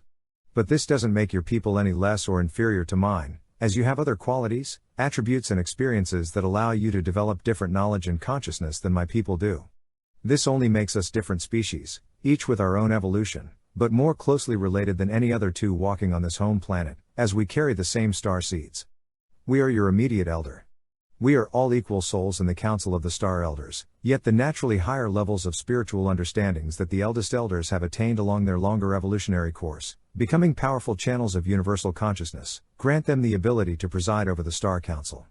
This transmission of spiritual knowledge and lineage, from the elder species and souls to the younger, stimulates the spiritual soul evolution on younger worlds, helping to maintain the cosmic order. Those eldest elders are transcendent immortals, who can manifest on interdimensional levels and be the clearest channels of the universal consciousness or of divine entities in higher realms than theirs, who have never become mortals nor lost their direct connection with the oneness consciousness. They travel through time-space faster than the speed of light, beyond every physical or spiritual limitation. They come from various star and planetary systems, as well as dimensions throughout the omniverse. The Star Elders with a shorter evolution span, though much longer than that of your people or mine, are often assigned to dharmic missions, to continue their spiritual evolution by helping younger worlds. They are the ones who have interacted in benevolent and beneficial ways with humans, and have most often visited your species, observing your spiritual evolution and intervening to improve it at times. They have protected you and my people, and our home planet Earth, during the interstellar wars we fought. They have always reached to your soul and genetic memory to keep contact, but increasingly in your recent history, as they witness the critical situation of this omnicide that your scientists call the Anthropocene extinction, admitting it is caused by the lifestyles and activities of your human species. This planetary disaster that your people have engulfed our home planet in, is the crucial turning point that could compromise or even abort the soul evolution in this world we share with many life forms. Unless your collective consciousness returns to a peaceful spiritual civilization of the soul, you might become one more on a long list of extinct species that have either destroyed themselves or their planet. Those failed soul evolution experiments and world extinctions happen more often than we can tell you. For these reasons, our star elders and my people, your elder brother, are concerned about your soul. Your spiritual evolutionary process, although of shorter existence than ours or theirs, is of the greatest significance for us, as it is for them, having assisted it since its very beginning, at your conception. It is also of capital importance for all other life forms on this home planet, whose destiny is closely tied to yours and often depends on its outcome. Interspecies peaceful, spiritual relations start with the other life forms incarnating consciousness in your very immediate environments on your home planet. They are always present for any of you. Animals, plants and stones are also conscious sentient peoples understanding naturally soul telepathy, psychic gift with which your seers have kept relating to them. Chapter 19. In the cosmic order preserved by the Star Council, eldest elders lead elders, teaching younger souls. Following the wisdom and guidance of our star elders are hybrid species, like both of our peoples are. But as mentioned earlier, my people who are your elder, and helped in the process of your hybridization and spiritual evolution, are not the first species of intelligent hybrids that have lived upon this earth. My species, and yours afterwards, were part of the results of a longer, greater interplanetary process of interspecies relations, over the course of eons of spiritual evolution of the consciousness and souls, through multiple of the most varied incarnations. Before introducing to you other species of hybrids, we must make something known very clearly. In interspecies peaceful, spiritual communications, all souls and species are considered as equal, and there is no judgment of the other's evolutionary levels. This is very important to know, before addressing the different types of hybrids, as we simply describe without judgment what we have learned from our star elders and observed, about the ones we know. The course of the evolution path they chose to follow, or the dimensional levels they know, is not criteria by which to judge them, but rather to know and understand them, regardless of their spiritual choices or levels of consciousness, to comprehend the bigger picture of the omniverse we are part of. Only with empathy and compassion can we contribute to the dharmic process of soul karmic healing. With the spiritual consciousness necessary to sit with the Council of Star Elders and take part in the dharmic evolution of the soul, no form of fear, intolerance, prejudice or hatred can be admitted, for the creation of peaceful, spiritual interspecies bridges and communications, for the greater cosmic order. The species like yours, disqualified from sitting in the Star Council, are constantly invited to join back. No matter how deep is the gravity of your planetary and evolutionary situations, you are continuously instructed on how to raise your consciousness, heal your collective karmas, evolve through dharmic practices, and solve the many problems encountered or caused by you along your evolutionary course. You are always given the opportunity to shift your consciousness to higher levels of spiritual growth. Every soul and species is always offered this possibility for evolving, learning, healing and growing. Souls are independent of the species genetics in which they incarnate, so no species is evenly evolved. Although each species shares among its own kind some ancestral memories and karmas, they are mere karmic links and general traits to describe any species' soul, and its diversity of individual entities. No species can be summarized to a few traits of characters or only a few of their possibilities of specimens. So when we address those who have chosen different paths from the cosmic order, even the ones who dress themselves as our enemies, whom we have had to fight against for maintaining the divine law, like the lower lords who control the uncivilization they have implanted on this earth to enslave all life, it is without any fear nor hatred, but only with loving compassion and hope for their spiritual healing. The understanding of their existence and doings, so intimately tied with your evolution, is necessary to help you in the healing process of your ancestral karmas and collective problems, met in your destiny. In the cosmic order protected by the Star Council, interspecies peaceful spiritual communications and relations are encouraged as a way to accelerate the karmic healing and the dharmic spiritual evolution. Species and souls with higher levels of consciousness and spiritual wisdom are thus asked to teach the younger species and souls, and supervise their evolutionary process through space-time and eons. Chapter 20.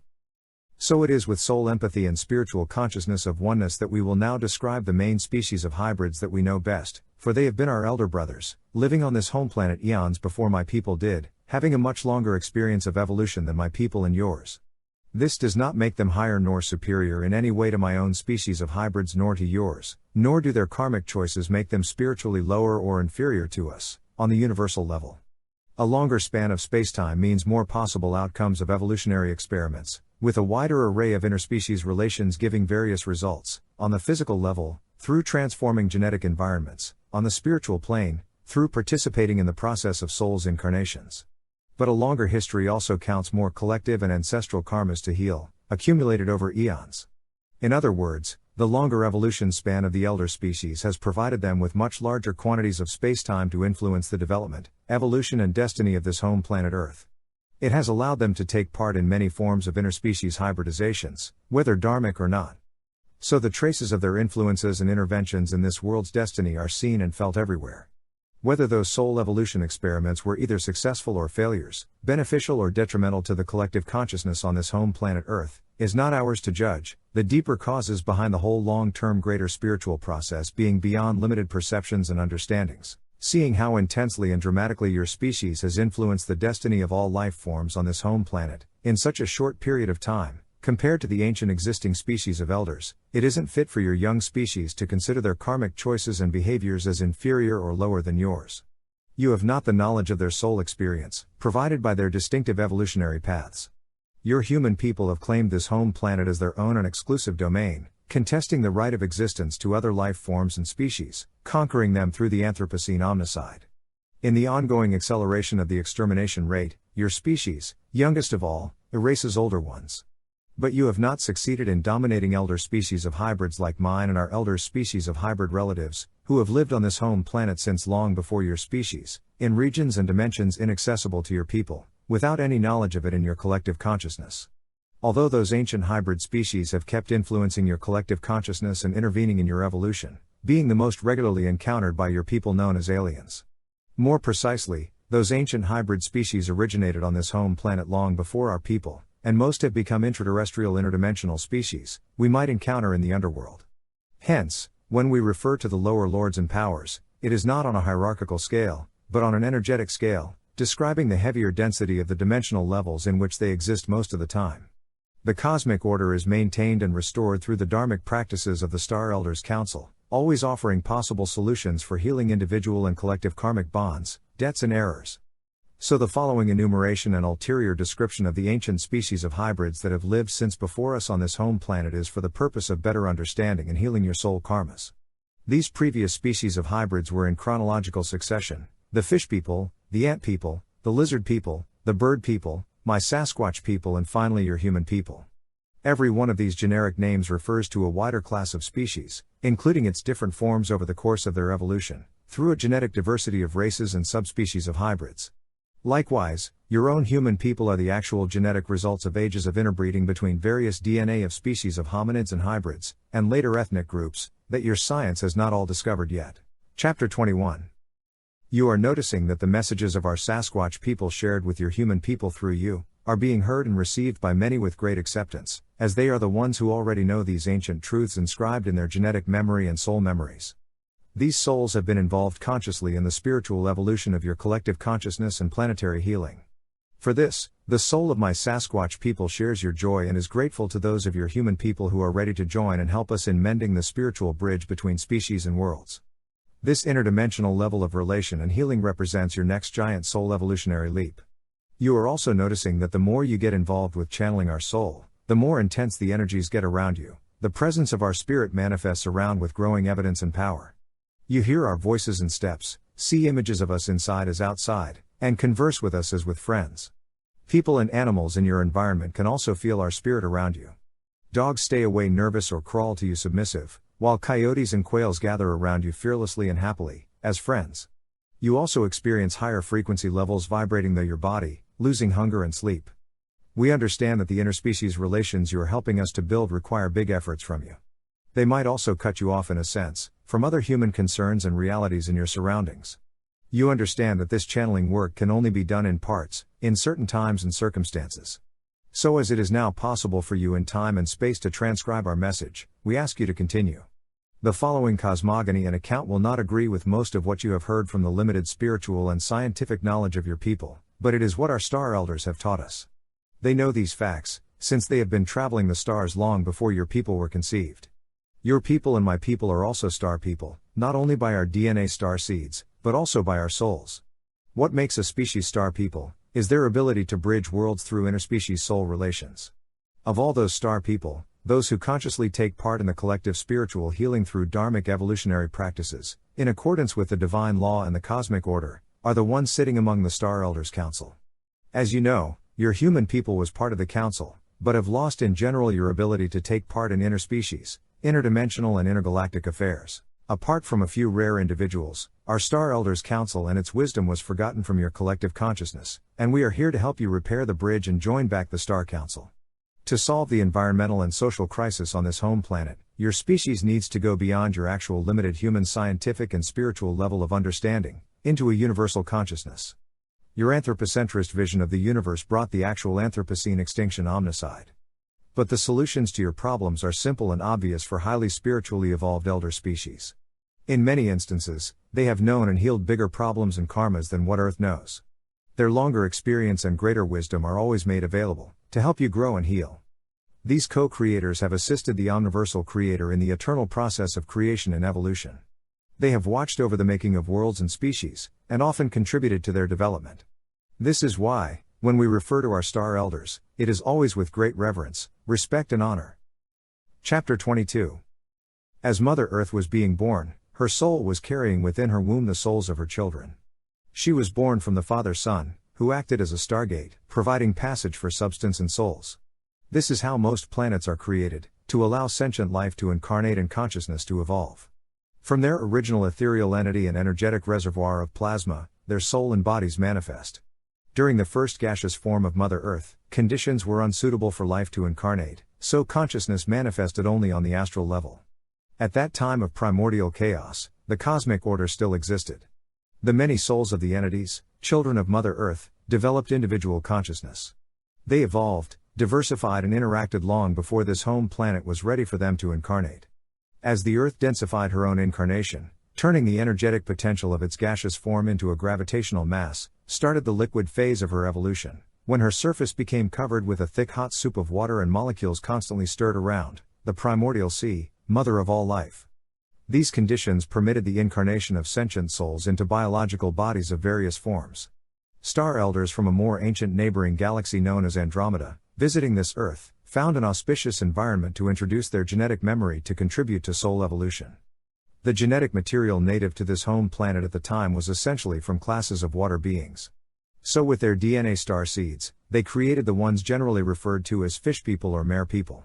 At that first stage of intergalactic interspecies relation, the environment on this newly born home planet was still primal and elementary, and the young souls incarnating here were still in the process of developing a species consciousness by first distinguishing themselves from the soul of their mother. The first fish people were fundamentally living on the astral 4D level and could materialize at times. This allowed them to take many different shapes of water beings combined with their star genetics. Their mission was to help the soul of our young Mother Earth evolve into multi-species biodiversity.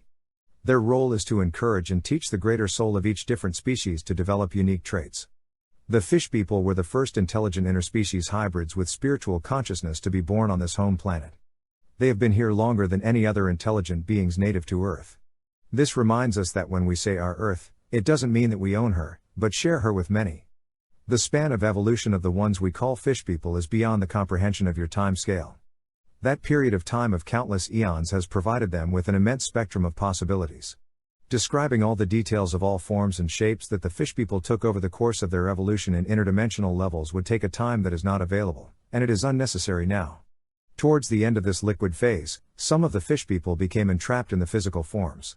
These include many forms of fish and amphibian beings, with intelligence and spiritual consciousness. Their involvement on this home planet on the astral and physical levels has created emotional bonds. Many of their souls decided to stay on this Earth to reincarnate, while others returned to their stars. Having been involved in multiplying the Earth's soul into species soul, and developing biodiversity, their own biological diversity covers the widest spectrum of all classes of species, like the water beings. Thus, the fish people offer the largest variety of interspecies genetic material and lineages on Earth. Chapter 23. In some ulterior periods of ages, the lower lords used and modified the DNA of the fish people in evil ways and in many detrimental experiments against spiritual evolution, creating various new hybrids. For these reasons, the many kinds of fish people today have several different levels of soul evolution. At the end of the liquid phase of creation, all interspecies relations still solely happened on the astral and the physical planes, the level of consciousness reaching only these dimensions of communication. The fish people who never got trapped in material bodies, have continued their spiritual mission here. They have kept instructing the soul of species in evolving into ever-diversifying life forms and souls. After land mass and a large variety of different environments appeared, the fish people who had never ended their spiritual mission, continued to make and take an affinity of distinctive shapes and forms. The more biodiversity evolved, the greater the variety of forms they could design and appear in growth. They are still doing their ancient work today and are largely known to your people as the elementals. Few of your people have kept knowing of them, or stayed involved in interspecies relations with them. The elementals are still here, open to communicate in soul telepathy with those of you who are ready.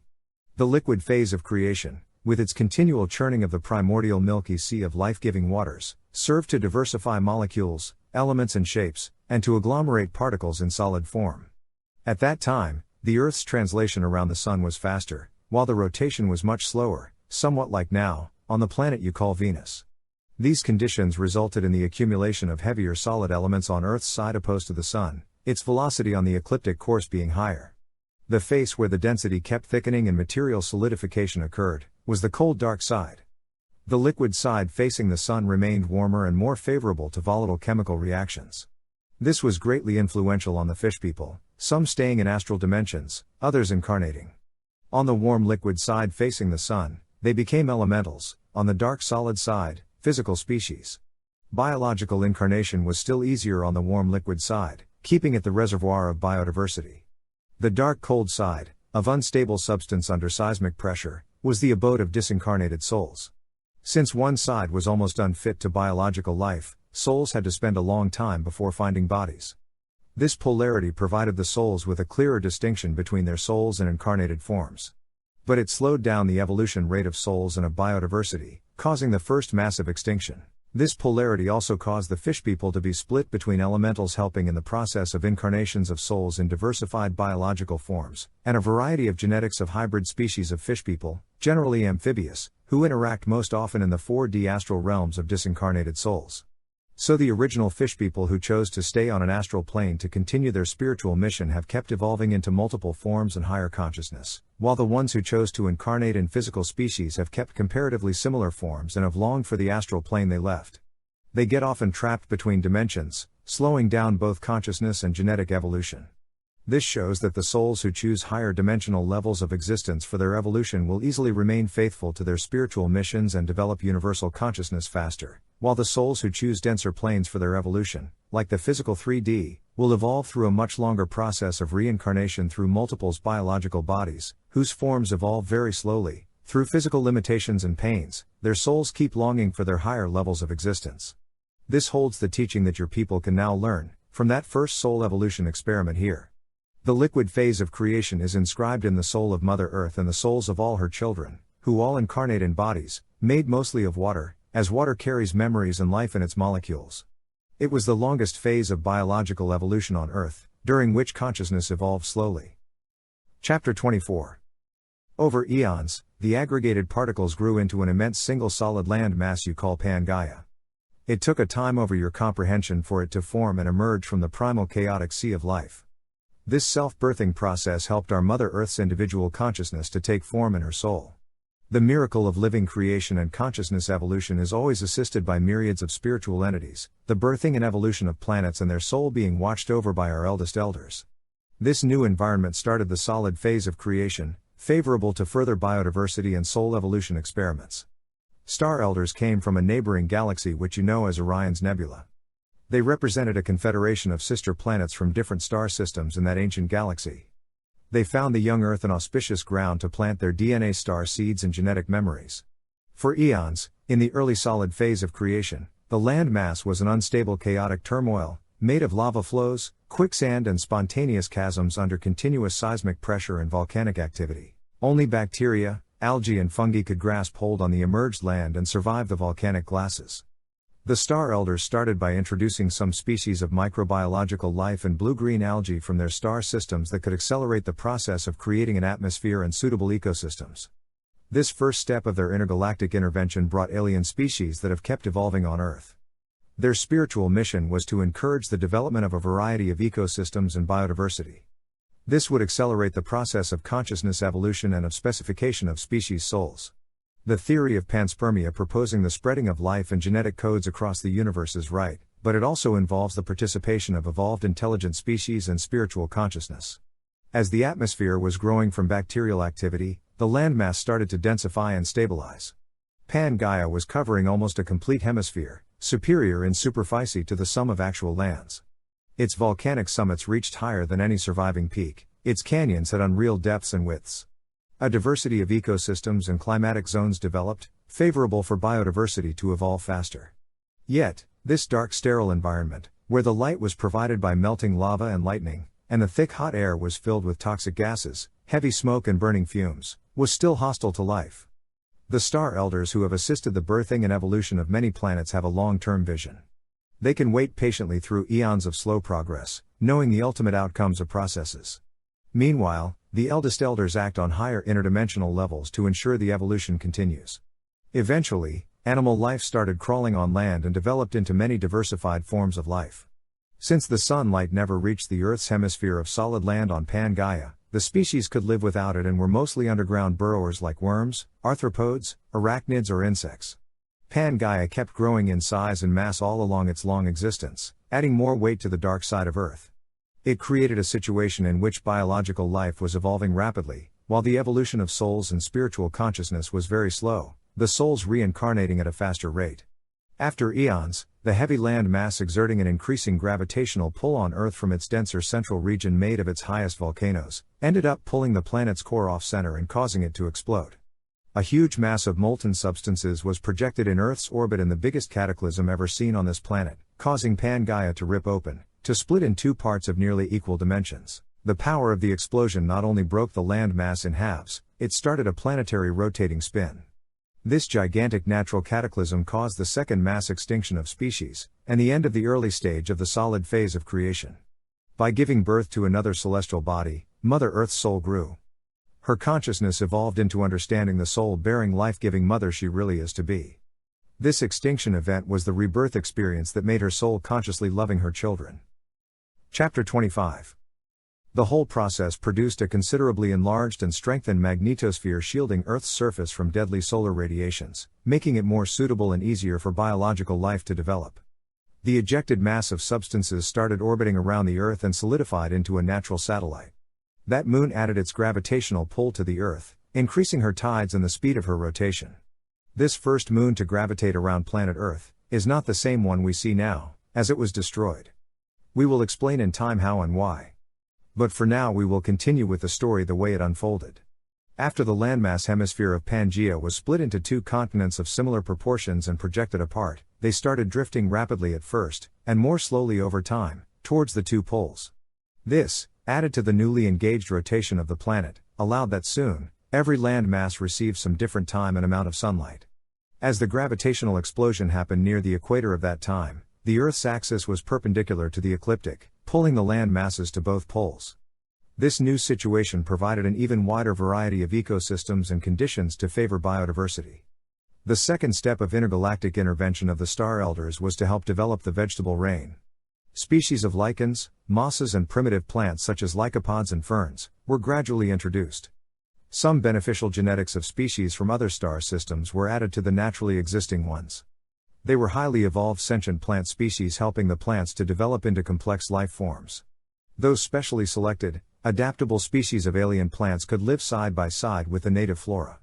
Star Elders seeded them in given areas of diverse ecosystems, to stimulate the interaction of species. Their spiritual mission was to encourage relations between species, creating symbiosis in ecosystems. On some occasions, this involved cloning and mixing DNA to make hybrid species of plant people. Those alien and hybrid sentient species of plant people have mixed naturally with the earthly flora and influenced the evolution of its genetics and sentient soul consciousness. Although most have gone extinct in time, some are still growing among earthly flora today, wrongly seen as endemic to Earth. With the apparition of flowered flora, the Star Elders introduced from their star systems some evolved species of insects and pollinators, like ants and bees, to blend into earthly ecosystems and encourage the evolution of consciousness, through accelerating relations between the souls of species. Those alien species have over time mixed their genetics naturally or artificially with earthly species, influencing DNA evolution on this home planet and creating hybrid sentient species of insect people. Most have vanished today or lost their original forms, but they left their genetic print in ecosystems. As the Earth turned into a beautiful garden, the Star Elders knew its caretaking was a long process. Until then, in the solid phase of creation, they had been introducing evolved alien species they carried. They decided to introduce their own genetic memory on Earth to accelerate the progress of consciousness. The most evolved earthly genetic material at that time came from the multi-legged species, evolved over a longer period from the dark and dense underworld of Pangaea, before the dawn rose on lands. They were highly adaptable and resistant to the hardest conditions and offered a large variety of DNA. Since their level of consciousness was primary on the evolution scale, the Star Elders used the DNA of evolved ants they had imported from their planets, that was more compatible with their alien genetics and that had very well adapted to almost all earthly ecosystems.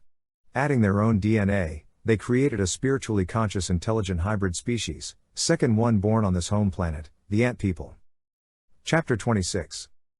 The Ant People were created by the Star Elders to assist them in their work of caretaking the garden. Their spiritual mission, like their Star Elders, was to continue encouraging interspecies soul relations. Introducing new species or hybrids to environments, they accelerated biological symbiosis evolution. With the help of the elementals, their elder brothers, they participated in developing biodiversity. They are also known as the insect people and developed into a large diversity of species and hybrids. But the average archetype of their general appearance approximates that of ants, with or without wings. The ants' genetic pool, along with their Star Elders' DNA star seeds, constitute the essential of the genes. For these reasons, we will refer to their class of species as the Ant People, including their many forms. Incarnated in physical biological bodies, they communicate through astral soul telepathy and ethereal electromagnetic waves, being able to upload or download thoughts, psychic powers or energetic charges through their antennas. Since the task awaiting them was vast and complex, they were conceived to reproduce rapidly, but through selected queens laying eggs, as others kept working, much like ants do. They also have a binding species collective soul, allowing little individual consciousness. Their astral sensory ability, basis of individual emotional response and empathy, diminished over time. The two main land masses, having their centers at the poles, received more sunlight and heat around their edges, closer to the tropics, so biological life developed faster in the coastal regions than inland. The two continents may be called respectively boreal and austral, to distinguish them from each other. Their weight balanced the Earth axis and gravitational mass, providing two independent environments. Apart from them, a series of smaller islands and archipelagos emerged from the equatorial ocean belt. The Ant People, carrying DNA of borrowers, constructed an extensive network of caves and passages. In this underworld, they cultivated a genetic bank of DNA and devised species and hybrids to spread. They would then release these at the Earth's surface or in specific cave systems, to let them multiply. Much of their underground network still exists today and was successively occupied by other species. For many eons, the Ant People continued interacting with the ecosystems for their development into more highly diversified environments and evolved life forms, cultivating the garden of organic life. They proceeded by first seeding spores of special fungi and certain insects they bred like ants do. When these selected species had done their evolutionary work in transforming the ecosystems, other naturally developed species resulting from the newly created conditions took over the environments. The long-term mandate of the Ant People included likewise, to leave the Earth to the earthly species, once they had completed their mission of ecosystem diversification and interspecies soul symbiosis. Over eons, they evolved into different species and started mixing other DNA to their own genetics. They created many species of intelligent hybrids of insect people, but gradually lost the soul connection and forgot the meaning of the spiritual reincarnation process and of the dharmic evolution. After warnings and calls to realign them with the cosmic order, they were banned from Star Council. Losing their original spiritual wisdom and the understanding of their purpose on Earth, they kept carrying on their operations of transforming genetic codes in increasingly complex DNA experiments. They started using nanoparticles and implants to speed up the karmic process of genetic manipulation. This long decline and downfall would eventually bring their world to an inevitable deadline and end. Chapter 27. Towards the end of the solid phase of creation, the Earth was inhabited by the widest spectrum of life forms, while the collective consciousness had lost the soul connection and spiritual evolution process. The two civilizations of Ant People developed apart on both continents and started fighting each other. Having evolved differently, they competed over more influence and control on genetics than their rival. Nanoparticles, implants, Electromagnetic weapons were their main arsenal on their anti-gravity crafts. Their war of two worlds over the control of genetic manipulation of this home planet lasted for eons. Its logistics included the genocide of the life forms created by the opponents and forced DNA implants. As its intensity increased, the electromagnetic weapons caused greater seismic and volcanic activity. The third mass extinction event occurred when the magnetosphere imploded and collapsed violently. This brutal implosion caused an electric overcharge, exterminating the majority of species on Earth. The world was pierced by high currents and crossed by tremendous amounts of electromagnetic charges. The Earth's crust and both land masses were fissured and fractionated into several smaller continents. Even into the deepest depths of the underworld, the fire from the sky reached souls and annihilated life. It took ages before the electromagnetic charges balanced naturally again and restored the magnetosphere. This long-lasting period of thundering monster cell storms and multiplied earthquakes of gigantic sizes cleansed the Earth of a surplus of incarnated life forms that didn't serve the spiritual evolution process. The soul of the Earth found its purpose of being a womb for incarnations with spiritual consciousness. This purification process guided the Earth's soul to evolve into a spiritual collective consciousness. While most species and forms of life had been decimated, fewer available lineages offered bodies. Disincarnated souls had to stay much longer in the astral realm, allowing them to reconnect with soul. Yet, many forms of life, including the ant people, survived in small numbers in sparse populations. The newly formed continents and islands, from the fractionation of boreal and austral in multiple parts, took drifting courses converging towards the equator, since the geothermic burst of their mother lands. The stronger centrifugal force at the equator exerted a pull on all land masses, slowly drawn there. In the following eons, the recreation of biodiversity was a long process similar to its previous edition. The elementals carried the process on their own this time, with very little assistance from the ant people. The latter had to momentarily abandon conducting any more genetic interventions or any interference. They had to return to the guidance of their elder brothers, the elementals, and reconnect with the soul. The weak proportion of ant people who survived consisted in small groups of various mixed hybrids. Evolution of consciousness and spiritual dharmic process had considerably slowed down and involved. The condition of the ant people and the results of their soul experiments caused great cosmic concerns. The Star Elders Council studied to understand the situation and find some solutions to the problem. The Council of Star Elders gathered delegations from several star systems to watch over the Earth.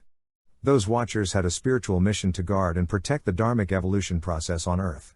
They started visiting Earth on a steady basis and long-term, to build permanent intergalactic outposts on every continent, intended to be centers of interspecies peaceful spiritual relations and soul evolution. Chapter 28. The collective consciousness on Earth needed to evolve towards a greater soul empathy and feeling. The astral bodies needed to be strengthened to produce deeper emotional sensitivity and soul response. The incarnated forms needed less physical invulnerability, and a larger conscious individual free will. Therefore, the astral phase of creation of intelligent self followed the solidification phase of creation. In the astral phase of creation of intelligent self, each continent developed its own flora and fauna.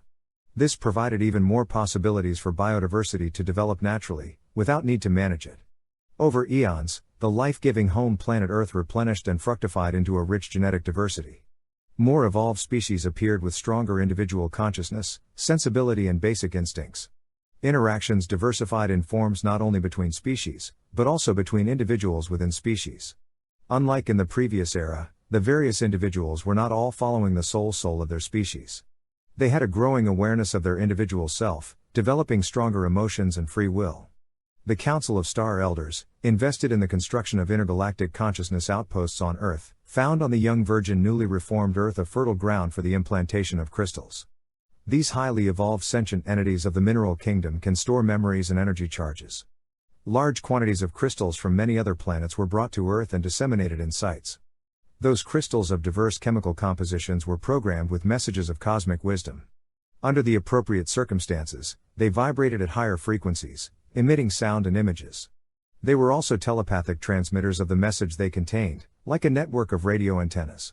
These sacred stones were distributed on Earth in favorable ecosystems with more evolved life forms. They were disposed in concentric circles or in geometric patterns, to create ethereal energetic vortices. They served the double purpose of first, consolidating the fractal organization of higher molecular complexity by creating magnetic fields creating ripples of crystallization on surrounding environments. Secondly, The messages of consciousness they carried and transmitted through telepathic etheric waves exerted a subtle long-term persistent and beneficial influence for spiritual levels of surrounding souls. The crystal's transmitters were brought from various intergalactic outposts throughout the universe, to the ones built on Earth, encrypted with huge amounts of memories and information from Star Elders. They were programmed with microscopic holographic animated libraries for intergalactic transmission. The Star Elders would then re-energize them and upgrade them in pyramids and domes they had built. This practice of implanting crystals inscribed with messages of cosmic consciousness has been used universally by the Star Elders to enhance the healing process and restore the dharmic ways on planets. In the long term, those programmed crystals created a network of healing energy fields and ley lines. They channel telluric currents and electromagnetic winds, influencing weather systems and patterns. They also act as etheric telepathic relays, whose healing vortices are felt naturally by sentient souls. After eons of dharmic healing, the Star Council of Elders was established on Earth in an intergalactic civilization, with many highly developed outposts on all continents, counting complex architectural achievements, including entire mountains shaped or carved with humanoid or animal features, networks of cyclopean megalopolis, with gigantic pyramids and monuments of megalithic proportions, geometric towers, underground cities and crystal dome temples. Some still remain to this day. Chapter 29. When the maturing Earth recovered her balance and beauty, the Star Elders found her an appropriate ground for further soul evolution experiments, by inviting highly evolved souls from their star systems to incarnate on Earth, in order to accelerate the process of consciousness development to higher levels. The original intention of following the evolutionary dharmic process remained the essential guideline.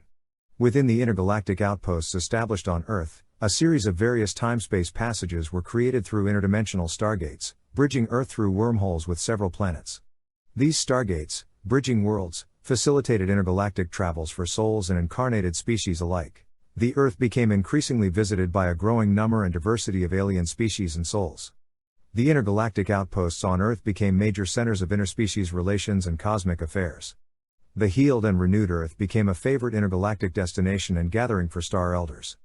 The immensely vast spectrum of star people who walked and lived on Earth in that era is beyond any description. While the level of evolution of the spiritual consciousness in the earthly life forms was still limited to defining the individual self through emotions and instincts, the variety of intelligent alien soul-conscious species transmitting on Earth reached proportions never before nor ever since. Since the Star Elders also have to attend to the affairs of other planets and of their own worlds, they cannot fix themselves to any other distant planet for longer than their dharmic work is needed there. They must continue to come and go between worlds and return to their own home planets and mothers. In order to guarantee a continuity of the long-term evolutionary development of spiritual consciousness, Star Elders propose the creation of new interspecies hybrids to keep a permanent watch on Earth. The most evolved, commonly available earthly gene pool of the era was from reptiles and amphibians. The majority of life forms living on Earth were of the reptilian and the amphibian classes of species. During that period, a wide diversity of species of dinosaurs multiplied, all of which would go extinct. Because of the vast array of earthly species and of alien species on Earth, the selection of the right genes for the creation of a new interspecies hybrid race on this home planet was a delicate choice. The Star Elders started by studying the multiple possibilities, sorting the best probabilities of success. Their research on the earthly species genetics paralleled detailed examination of the diverse pools of souls to determine the best candidates for incarnating on this home planet in the next hybrid species. This first stage of their intergalactic intervention, with the intention of creating another interspecies hybrid on Earth, took millions of years, testing the patience of species with shorter evolution span and longevity, many of which needed multiple incarnations to keep following this evolution process. This caused species from younger star systems to campaign for the use of their own DNA for hybrids. Their request being based on specific species interests rather than on the greater order was denied. Many eons passed until the Star Elders had completed their genetic mapping and soul examinations. They finally decided to use the DNA of Star Elders from Andromeda and Orion, who had already left their genetic memories on Earth through previous hybrid interspecies that had influenced evolution. The decision was accepted unanimously, but unwillingly by the faction that had expressed discontent. So from its very beginning, the creation of the lizard people was cause of dissent in the Star Council. Chapter 30. The lizard people are also called snake people, but since they most often have limbs and hands, we will refer to them as lizard people. This class of hybrid interspecies also counts numerous categories. The first ones were created by the Star Elders Council to contribute to the dharmic evolution of soul. The souls selected as best candidates to incarnate into lizard people were the ones coming from older worlds that had survived previous mass extinction and severe spiritual evolutionary regression. They were ancient souls that had much experience in evolution, carrying their karmic burdens to heal. For many eons, souls selected from several star systems, incarnated on Earth through lizard people. Their spiritual mission, like their star elders, was to define the self-consciousness through emotions. They communicated through soul telepathy and astral projections, transferring their thoughts and images. They could activate holographic vortices and shapeshift matter, with their impressive psychic powers. Through the stargates and intergalactic outposts, souls came down to Earth with their spiritual guides. They were instructed, through interdimensional relations, on the spiritual ways of dharmic incarnation. These intelligent evolved souls understood through the whole process that they had come to Earth to incarnate and take part consciously in the long-term spiritual evolution of soul and consciousness. After eons of this continuous process, the Earth hosted a civilization of diversified lizard people. Their large diversity of forms was due to the various origins of the souls and of earthly genetic pool. Earth's soul and collective consciousness had considerably risen in higher frequency and awareness.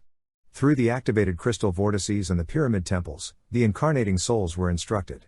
Seeing the diversified array of lizard people, the star people who had been refused to use their DNA for their creation, rebelled against the council and proceeded in modifying the lizard people in secret. They started abducting specimens and taking them into deep underground bases in the underworld. They developed large laboratories and colonies in the ancient caves once dug out by the ant people. As they kept descending deeper into the underworld, they encountered survivors of the ant people. They abducted them too, to use their DNA and create more reptilian and insectoid-modified hybrids. The ant people responded by breaking their covenant and restarting engineering new hybrid species. This started a long war between the rebellious faction of star people creating reptilian hybrids and the elder ant people, which extended through different stages and levels, through the ages until this day. Through the multiple reptilian and insectoid hybrids created on both sides, too many to know them all, the numerous types of hybrids became hard to distinguish or classify, serving as genetic infiltrators. The Star Elders Council was of course well aware of the situation, and after extensive negotiations, they banned the ant people again and the lizard people under the control of the rebellious star people. They could not interrupt the harmful activities going on in the depths of the well-protected underworld. They could just continue to be watchers over the earth and its spiritual and soul evolutionary process. The ones we refer to as the lower lords were star elders who fell to the selfish karmic power hunger. Their scientific and spiritual knowledge surpasses yours by far, but they have misused them to control. We call them lower lords for the lower astral levels they have produced in the depth of the underworld. At the end of the astral phase of creation of the self and individual consciousness, through emotional development, the earth had experienced all possibilities contained within the whole astral spectrum. Chapter 31. Before we continue with our message, we must do a reality check. If you have followed our message this far, you are most likely part of those who recognize this information as resonating with the inner truth of their soul memory and genetic memories. The information we are transmitting to you is already encrypted in your DNA star seeds, as well in your ancient souls, allowing you to recover your forgotten memories and forsaken heritage. This is why our message finds resonance in your soul. But a greater number of your human people still sees our message as mere fantasy and fairy tales. They are not yet ready to reconnect with their ancient DNA star seeds' genetic memory, or their souls cannot recognize realities they have not yet known or understood. This is easy to understand, knowing that the lower lords modified your genetics and have systematically erased every ancient teachings, and physical remains standing as proof of your long spiritual evolution since the days of your first ancestors. This long-term eradication of all traces of your ancient spiritual evolution, including the dharmic process of sacred soul incarnation practiced by your first ancestors, allowed younger, less evolved souls to incarnate among your human species. Their souls may have not lived in the dawn of your people, not being familiar with the ancient realities we describe to you, but they nevertheless incarnated to evolve through your species, carrying your DNA star seeds' genetic memories, helping them in the process. The souls transmigrate through many forms and they evolve on the long term independently from the genetics of their incarnations, but the genetic memories they carry influence their individual karma. Every species, including your young human people, are made of several genetic interbreeding between species and hybrids over the course of eons, and each one of them provides physical bodies for souls to incarnate and continue their spiritual evolution process. The souls incarnating in any given species, unless they are consciously invited and welcomed before conception, may come from any dimension. In the universal consciousness, although every entity is unevenly evolved in spiritual consciousness, they are all considered as equal souls, with the same infinite potential in the longer evolution process. Some of the souls may evolve and regress into lower levels of consciousness, in a lethargic amnesia, which eventually leads them into deeper oblivion and the dissolving of their individual self into the primordial churning sea and cosmic reservoir of souls, like drops blending with the ocean to be reborn. Other souls who consciously participate in the evolution process of their soul, grow into higher levels of consciousness and spiritual understanding, allowing their souls to incarnate consciously into ever more evolved incarnations and favorable circumstances, until they have no more need to reincarnate, reaching a level of awareness where they are consciously helping the collective soul to heal its karmas, after having cleared themselves from their karmic loads and debts, getting involved strictly in Dharma. Every soul is given opportunities to evolve all along its existence, offered bodies to reincarnate, which can be of different forms and in diverse species. For this reason, no species has evolved evenly. Every intelligent species, including your own, is part of a greater soul evolution long-term process. This makes every one of them important, with its own purpose, so none can be called out of the equation. No species have been exclusively benevolent or malevolent over the course of eons, having all been involved in experiencing different levels of consciousness, with their specific karmic burdens included.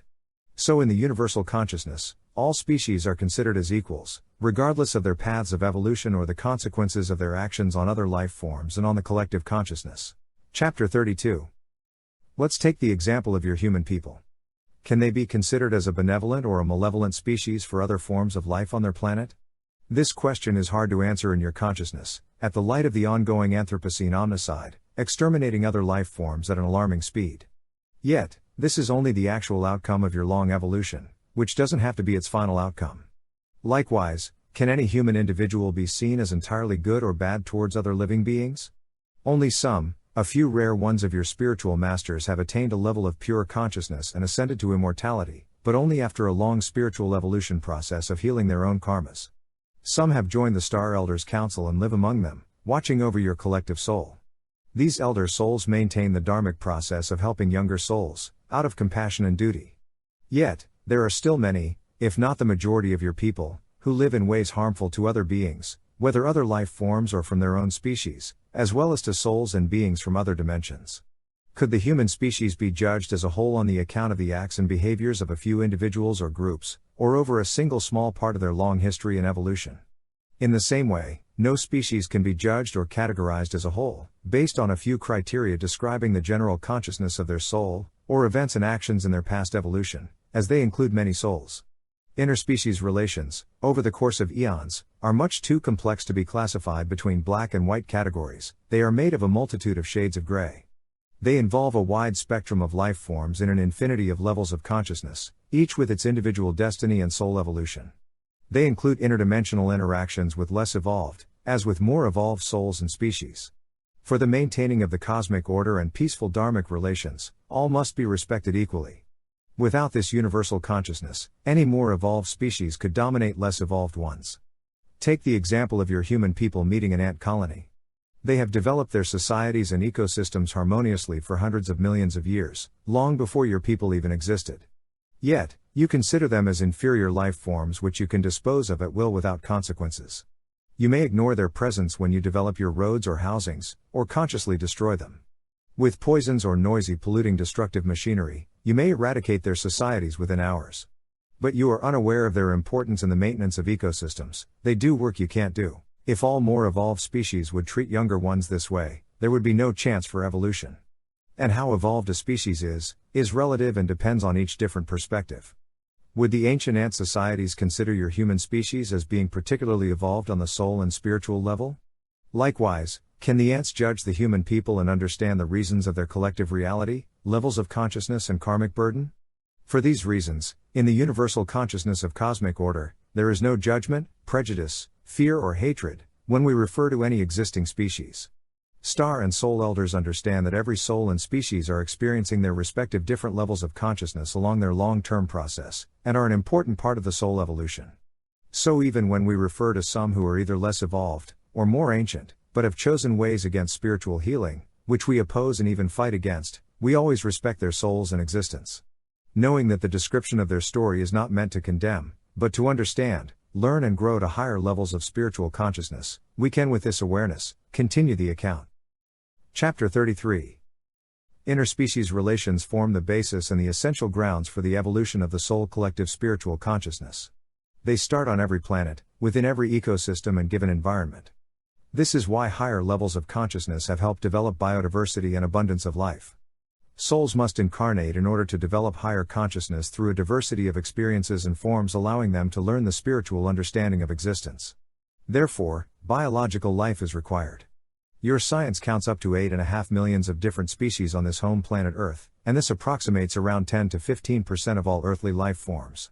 Transposing this beyond earthly proportions, we can barely comprehend the infinite possibilities of species and interspecies relations. Among intelligent species with spiritual consciousness that can achieve interstellar travel, the numbers drop significantly to a small fraction of all existing life forms, yet, they are numerous beyond our limited knowledge. Considering that the longer a species has evolved, the greater the diversity of subspecies and hybrids that have sprouted from them is, so the larger the spectrum of interspecies relations they have experienced becomes. Adding to this the length and duration of those interactions, gives an even wider array of possible interspecies relations, with different evolutions and outcomes. To put this in your human perspective, imagine young children with their grandparents. Although the children's souls may be ancient, their experience of the actual human reality is learned from the elders.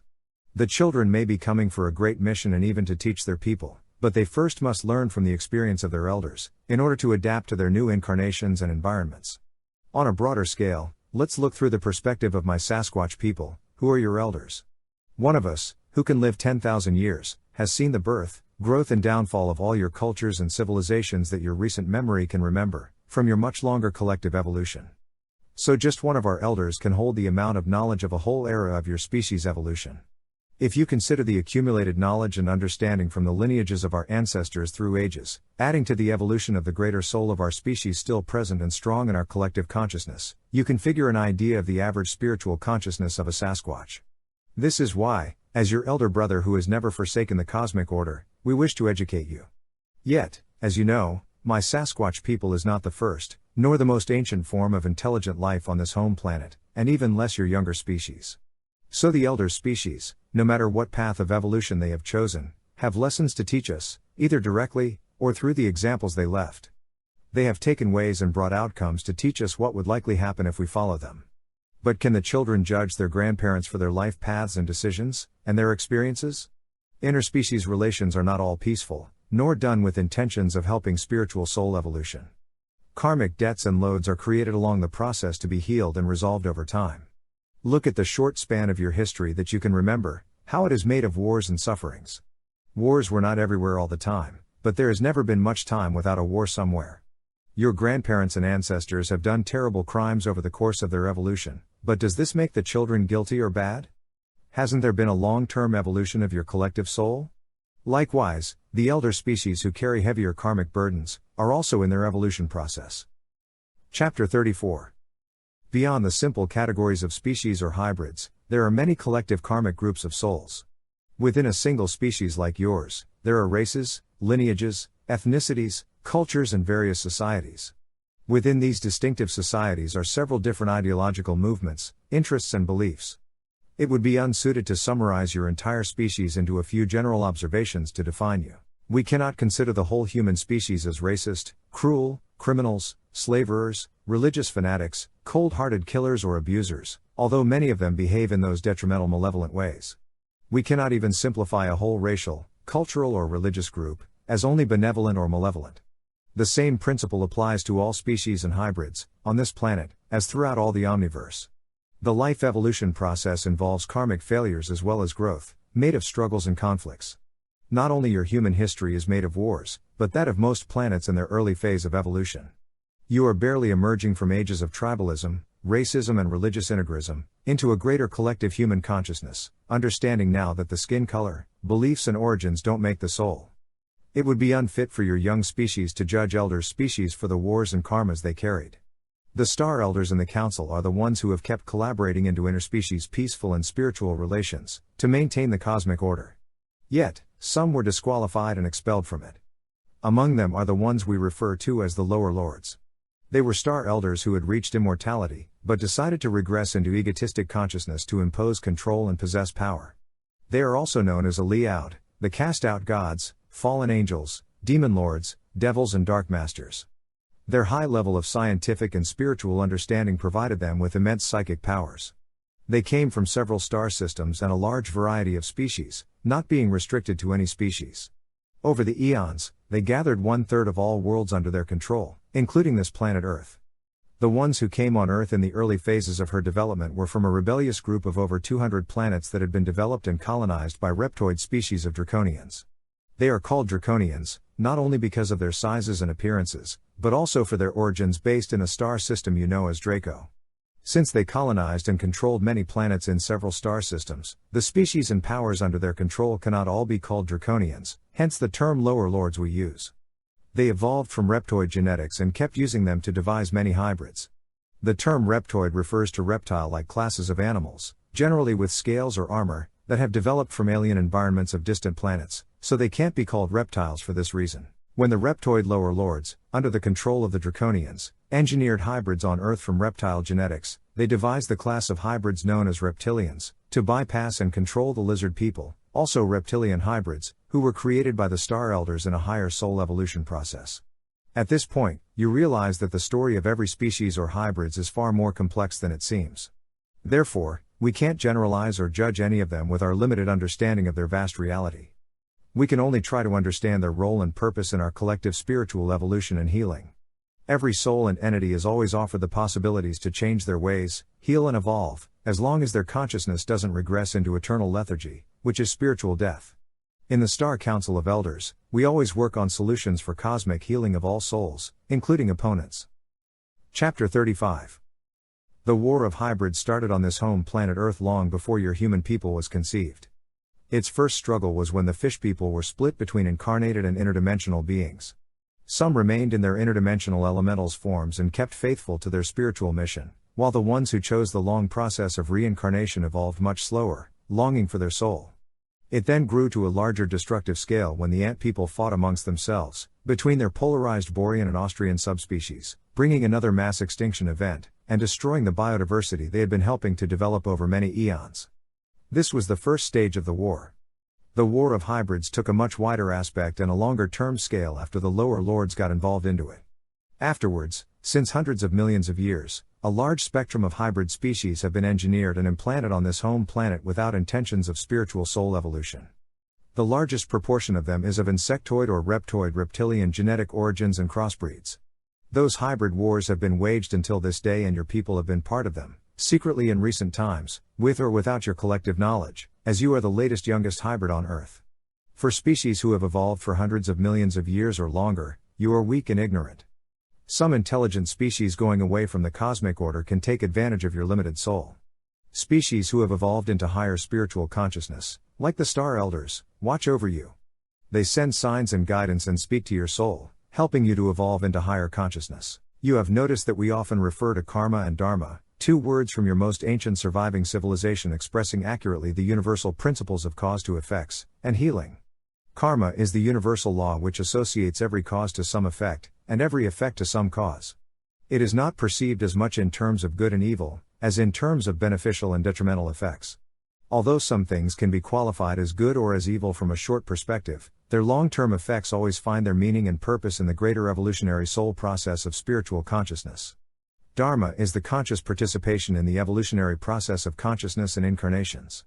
Not all Star Elders in the Council have achieved immortality, but all are actively involved in karma healing and in the dharmic process of soul evolution, through interspecies peaceful, spiritual relations.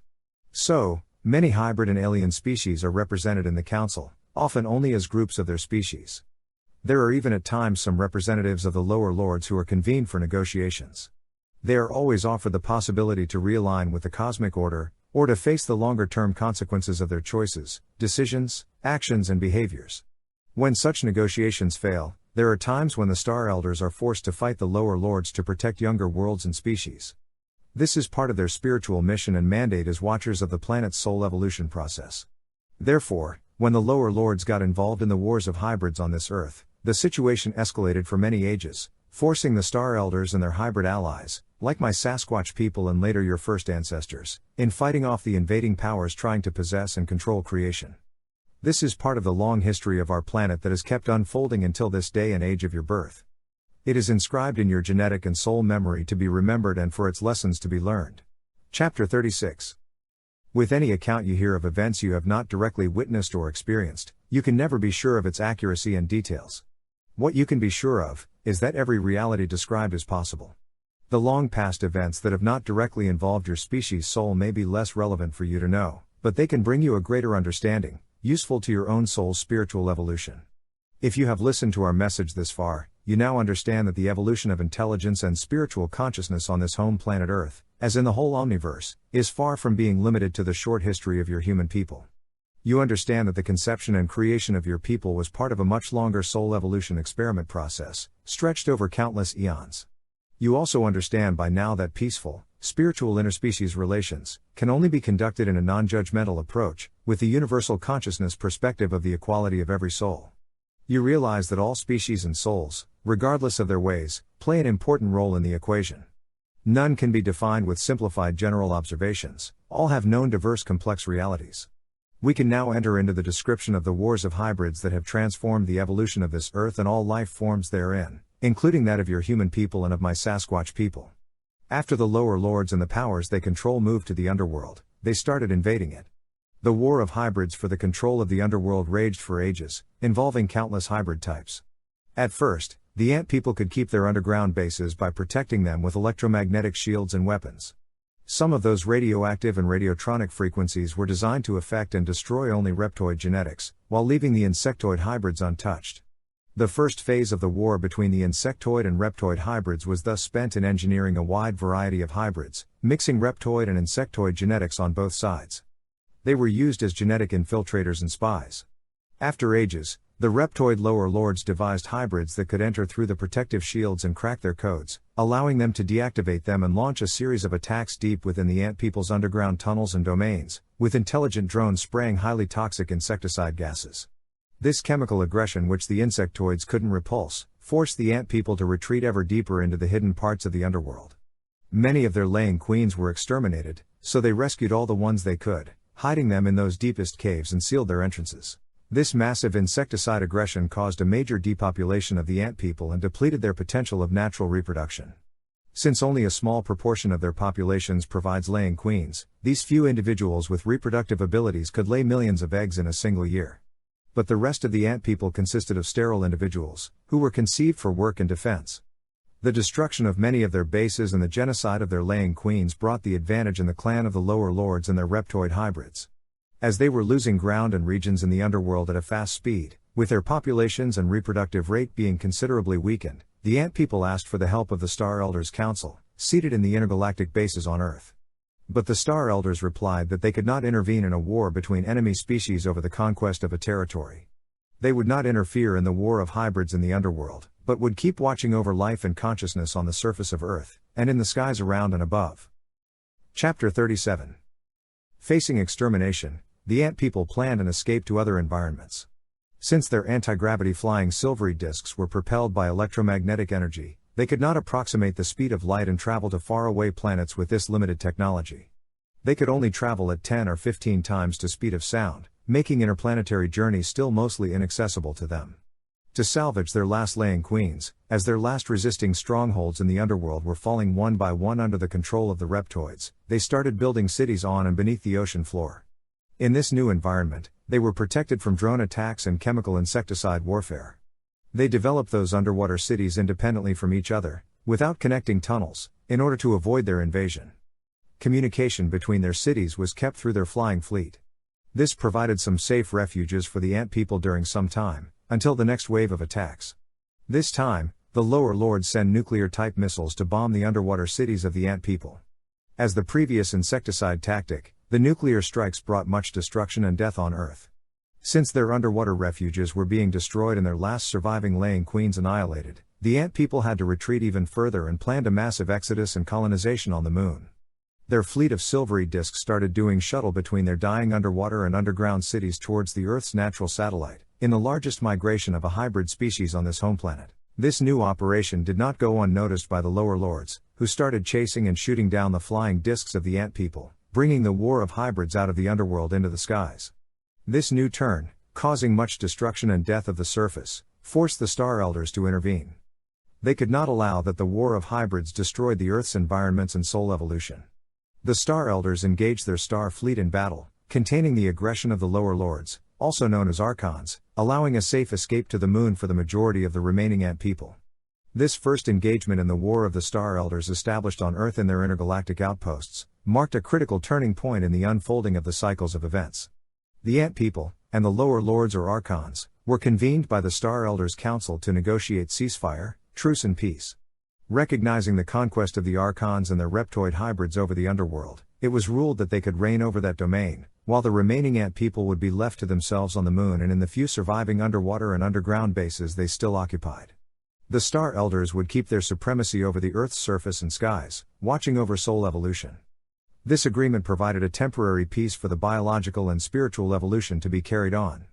During their colonization of the moon, the Ant people did with their technological science what they knew best, burrowing deep underground colonies and engineering new classes of hybrids and unseen life forms.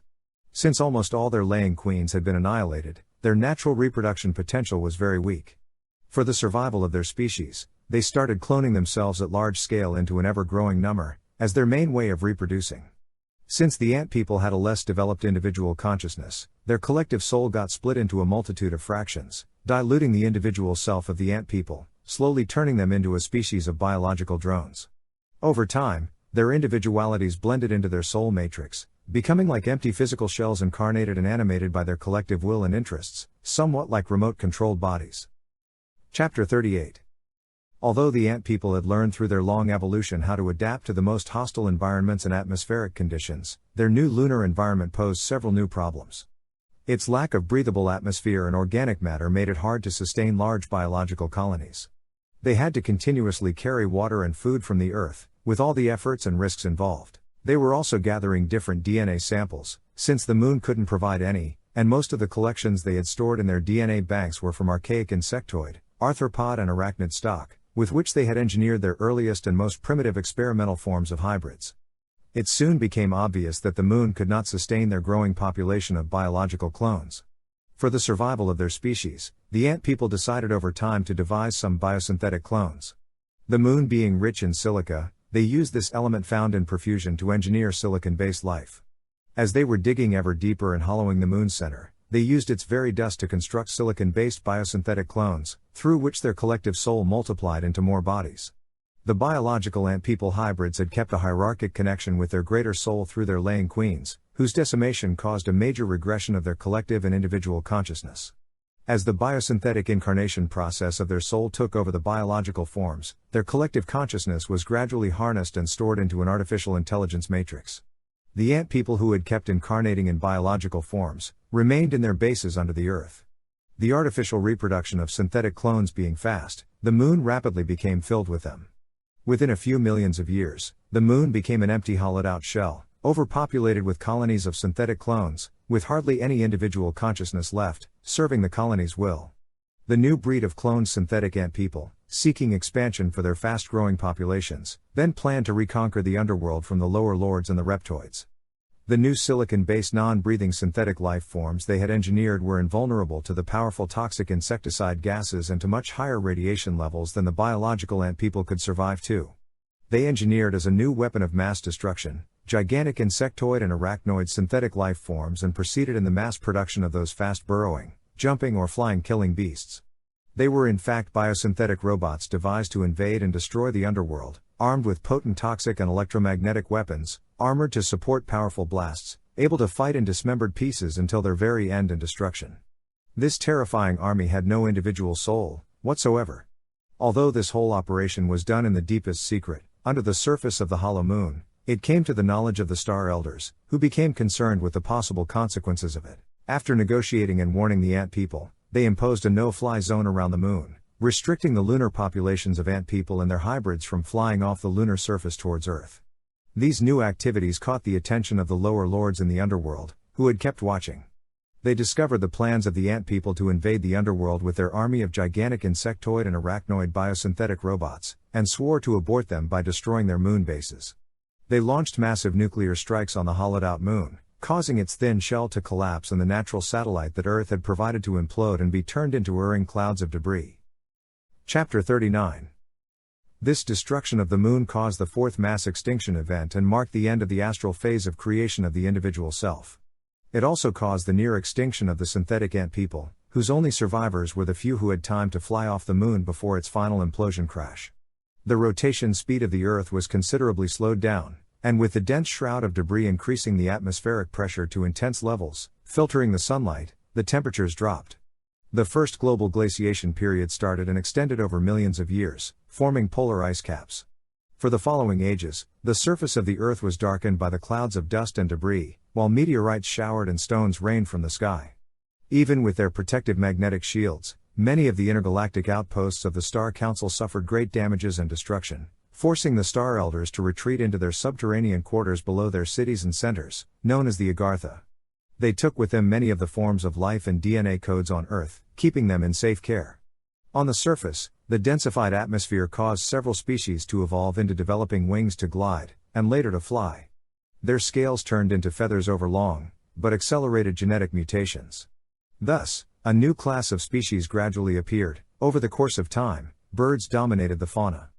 The war of hybrids had taken proportions threatening all life and soul evolution on this planet Earth. As watchers of this world, the Star Elders could no longer maintain their position of non-intervention. The soul of Earth had been wounded and hurt gravely by her children, over their differences of forms. The collective consciousness learned that an extremely large diversity can cause divisions and wars. The evolution of consciousness required diversity, but the empathy between species had to be raised. The next phase of the evolution of spiritual consciousness on Earth needed to aim towards a greater empathy and compassion of the soul. Individual souls had to be guided along this process towards higher levels of understanding of the dharmic process of conscious karmic healing through compassion. Hence, this started the etheric phase of creation of the compassionate soul with the introduction of a new hybrid on this home planet to participate in this vast spiritual mission. Thus, the bird people were conceived and born, from various star seeds including from Sirius, Arcturus and other star systems. The bird people were conceived in the Agartha in the dark ages of the cosmic night, following the destruction of the moon, when the rains of brimstones and the choking dust clouding the sunlight made life on the hostile surface of the Earth hardly possible and sparsely distributed through isolated pockets. They are called the bird people because the earthly genetic material they carry came from birds. Living on the etheric level, they can manifest on the astral and physical planes, in different shapes and forms, but they most often appear with bird characteristics, generally feathered wings, having one or many pairs, or sometimes with bird heads. They were conceived with profound emotional sensitivity, to be highly empathic, feeling other souls through telepathic reading. Their spiritual mission consisted in guiding individual souls towards a greater empathy and compassion for their peers, as for other species and life forms. These guardian angels influence individual souls in their decisions through telepathy. Over time, this new breed of watchers brought a powerful spiritual upgrade to the collective spiritual consciousness. The winged etheric bird people have kept watching over this home planet and were known in your ancient cultures as angels. Most of them were to remain faithful to their spiritual mission, while a few of them would much later betray it, to fall under the control of the archons. Chapter 40. After millions of years, the clouds of debris and dust shrouding the Earth slowly faded and vanished. The surface became again suitable for life's expansion and fruitful for many new species to develop. Some late meteorites would at times still hit, but the dark ages of the falling skies were over on Earth. For the following ages, the bird people worked closely with the lizard people and the Star Elders in the intergalactic centers, around the stargates, allowing selected evolved souls to incarnate on Earth. They took part in the spiritual education of the young incarnations, with their elder brother the lizard people, who had stayed aligned in the cosmic order, actively taking part in the Council of Star Elders. The first ages of the etheric phase of creation of the compassionate soul improved substantially the level of collective consciousness on Earth, with the development of empathy and compassion in intelligent species, as in all life forms. The intergalactic civilization and all life re-flourished on Earth. Meanwhile, the ant people, whose populations had replenished, had grown back to huge numbers.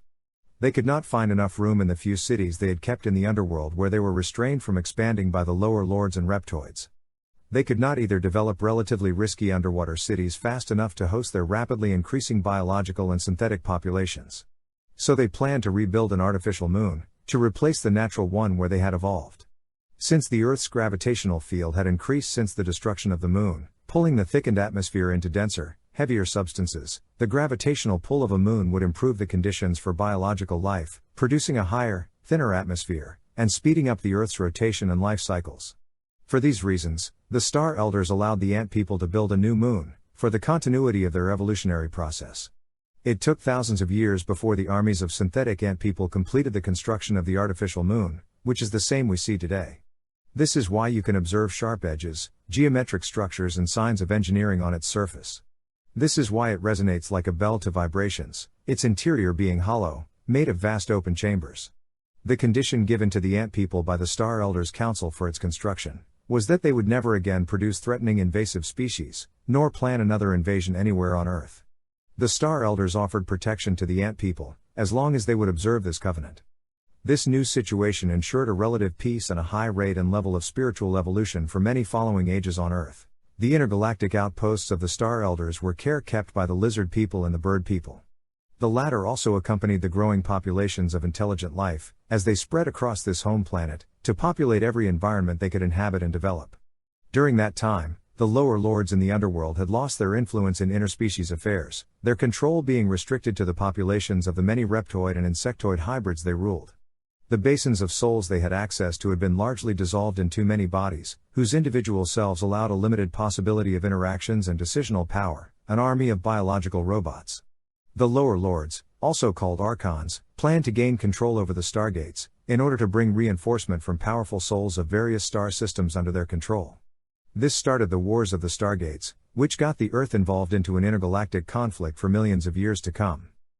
Chapter 41. With all the millions of different, ever-transforming life forms on this home planet Earth, no limited mind could know or even imagine them all. If we were to learn about 200 new species every day, a century wouldn't be enough to cover all the species recorded by your limited science, amounting to a mere 10th portion of all existing species. This is without mentioning the even more numerous species that used to live on Earth, but have vanished long ago, mostly through mass extinction events. If we transpose this reality to an intergalactic scale, with the myriads of planets bearing biological life, the vast diversity of life forms inhabiting this whole omniverse is beyond all mind comprehension. It is impossible to know or to describe all forms of life, and it would not be necessary nor useful. All those infinitely diversified life forms serve but one purpose: the evolution of soul consciousness. The short-lasting biological incarnations are temporary vessels for the soul consciousness to evolve. They all are born, grow, age and die within a short span of time, to be then recycled by other life forms. Over ages, species transform, diversify, appear and go extinct, but all return to molecular stardust. From this universal perspective, physical life forms, species and individual incarnations are just stepping stones for the soul to carry on its growing, learning and healing journey through time-space, towards higher levels of consciousness. Their multitude and multiple various forms matter little in the bigger picture. It is their end and the greater purpose of their existence that gives significance to the whole process of biological incarnation, which is meant for spiritual consciousness to rise higher. Just like there are some universal laws ruling the physical dimension, like for instance, a molecule of carbon or oxygen looks like anywhere in the universe, there are likewise universal spiritual laws. On the lower scales of the evolutionary process, the most primitive life forms with little or no individual consciousness have their departing souls returning to the greater soul of their species, to be recycled by it, much like drops of water blending in the sea, on the physical plane. When the souls develop an individual consciousness, they reincarnate in similar, or in more intelligent and sensible life forms. When the individual soul's emotional experience reaches empathy and compassion, their consciousness starts to understand intelligence and the spiritual meaning of life. As they rise into higher levels of consciousness, the compassionate souls are guided to use their incarnations for spiritual evolution. Along that path, they eventually learn that spiritual consciousness rises through healing karmic debts. On the highest levels of spiritual consciousness, reached by the most advanced souls and star elders, existence and its very purpose is devoted to spiritual evolution of the soul, by healing and solving all karmas, through the practice of Sanatana Dharma, or the virtuous way of sanctification of the soul. In this universal consciousness, all souls are evolving and always offered help, regardless of their path. On the scales of the evolution of consciousness, some souls evolve and regress into nothingness, while others rise and grow into always higher levels of spiritual understanding. This ladder of the souls, or wheel of fortune, known as samsara or the wheel of karmas, keeps the balance and movement flowing between the material and spiritual planes. From a higher dharmic perspective, it is perfectly fit and functioning, maintaining the cosmic order in the omniverse. Expressing any fear, anger, judgment or hatred towards any other living beings or species only adds more weight to the karmic burdens that need healing. The Masters of Dharma are continuously helping souls to heal and evolve. This is how our eldest elders reach immortality and a state of holiness, with universal consciousness. Chapter 42. In this perspective of eternity and universal consciousness, recalling the past events and the different species or hybrids involved serve but one purpose: the understanding of the evolution of consciousness. Intelligence and spiritual understanding have evolved on this home planet since long before your time. When the ant people rebuilt the actual moon we see, they made it of similar proportions to the first natural moon that had been destroyed, but they devised it to be 400 times smaller than the sun and set it 400 times closer, so that it would fit perfectly its diameter during eclipses. This coded message for any intelligence was to remember the ant people as the first civilization on Earth. It explains why this perfect ratio is nowhere else to be found in our solar system, nor in any other. After having survived 3 mass extinction events, with each time, the near disappearance of their lineage, the ant people had learned about the fragility of life. They had learned too that overpopulating their environments caused a threat to themselves, so they slowed down their reproduction rate by much. They also understood that without the protection of the Star Elders, they would have been destroyed. Since they shared a common soul centered in their matrix, they could each be turned into emissaries. For these reasons, in spite of their artificial way of reproducing through biosynthetic clones, during the etheric phase of creation of the compassionate soul, the ant people's consciousness evolved and realigned with the cosmic order, respecting their covenant of planning no invasion nor building weapons of mass destruction. For the third time, the ant people were readmitted in the Star Elders Council, who always offer new opportunities for any species or souls to readjust their behaviors. Meanwhile, the lower lords ruling in the underworld over growing populations of reptoid and insectoid hybrids, had limited access to new souls, causing the soul basin to split into weaker selves. They started building star gates to import powerful souls from faraway star systems they controlled. But from the surface, these star gates in the underworld could be detected and their wormholes deactivated, interrupting any transfer or migration through them. The Star Elders Council could not let any additional forces join the armies of the lower lords in the underworld, nor let them use stargates. Since the Archon lower lords did not have the numbers nor the powers to match that of the Star Council, they realized quickly after a few vain and failed attempts to conquer some intergalactic outposts that they could not confront the Star Elders in a direct flight. So they flew to the next planets in our solar system, Mars and the planet that was later turned into the asteroid belt, and they established bases there. There was water and life on an elementary level on those planets. They built stargates to import souls. Thus started the War of Stargates, which spread through our solar system and involved many galaxies. The Earth was itself part of a much larger battlefield, in an intergalactic war fought by the Archons and their powers for the domination of several star systems. The Star Elders also established outposts on Mars, to prevent the lower lords from dominating that living planet. But on the next planet, known as Malkuth, Maldek, Apollyon or by different other names, the Archon lower lords kept their domination. The escalation stretched over millions of years, as more and more entities from other dimensions were incarnating on those 2 planets of our solar system, through the star gates of the lower lords. The fights between patrolling starships and intruders became more frequent and more violent, as the Archon lower lords were building powerful star fleets on their newly conquered planets, planning the conquest of the Earth. The War of Star Gates reached its climax with the aborted invasion of our Earth. Chapter 43. Meanwhile on Earth, the intergalactic civilization had developed and inhabited all parts of the globe. The lizard people and the bird people were the caretakers of the highest civilization ever on Earth. They had domesticated many species of large dinosaurs that they could ride and fly on, or harness and use in construction or agricultural large-scale works. The spiritual centers where the Star Elders visited were used for the education of the populations, and the maintaining of the cosmic order through developing higher levels of consciousness and healing energies, with sacred vortices and ceremonies. After some millions of years of planning, preparations, and training through guerrilla warfare, the lower lords launched a massive invading army from Apollyon to Earth, with at its head, a gigantic artificial moon serving as mother ship. The Star Council prepared to face the forces and protect Earth. The first attack consisted in nuclear strikes against the moon, in an attempt to destroy once more the nevralgic home base of the ant people. But remembering the previous destruction of their moon home base, they had conceived their new satellite with reinforced structures able to resist several blasts, until the Star Council fleets could push back the attacking armies, protecting the moon and all life on Earth. We can still see today on the moon's surface, the traces of those nuclear strikes and the craters formed. The mothership artificial moon of the Archons was bigger in size and its surface made exclusively of metals, as opposed to the ant people's moon, which they coated with thick layers of silica dust or soil. The newly arrived satellite in Earth's orbit came to a dangerous distance, To appear immense and hide the sky and much of its sunlight, even over some intergalactic outposts, it terrorized life on Earth with loud sounds and powerful magnetic waves, causing cataclysms and panic, while connecting the newly arrived troops with the armies of the lower lords guarding the underworld. This highly critical situation threatened all spiritual evolution on Earth, if it was to fall under the Archon's domination. In order to save life and the spiritual consciousness on Earth, the Star Elders Council had no choice but to eliminate the invading forces. After some formal warnings, as it always is part of the Dharmic protocol, and refusal from the invaders to negotiate, the Star Elders Council concluded that to destroy the artificial moon mothership would cause less risk to Earth than to let it float over and interfere. But to blow it up would cause much more damage than to crash it over the main underworld bases. With technologies that can create, partition, or destroy worlds, the Star Elders Council caused the artificial moon of the Archons to crash where the main headquarters of the underworld were centered. This gigantic cataclysm in the eastern part of what you now call the North Atlantic Ocean caused the fifth mass extinction event, with the near disappearance of most species of dinosaurs and saurians.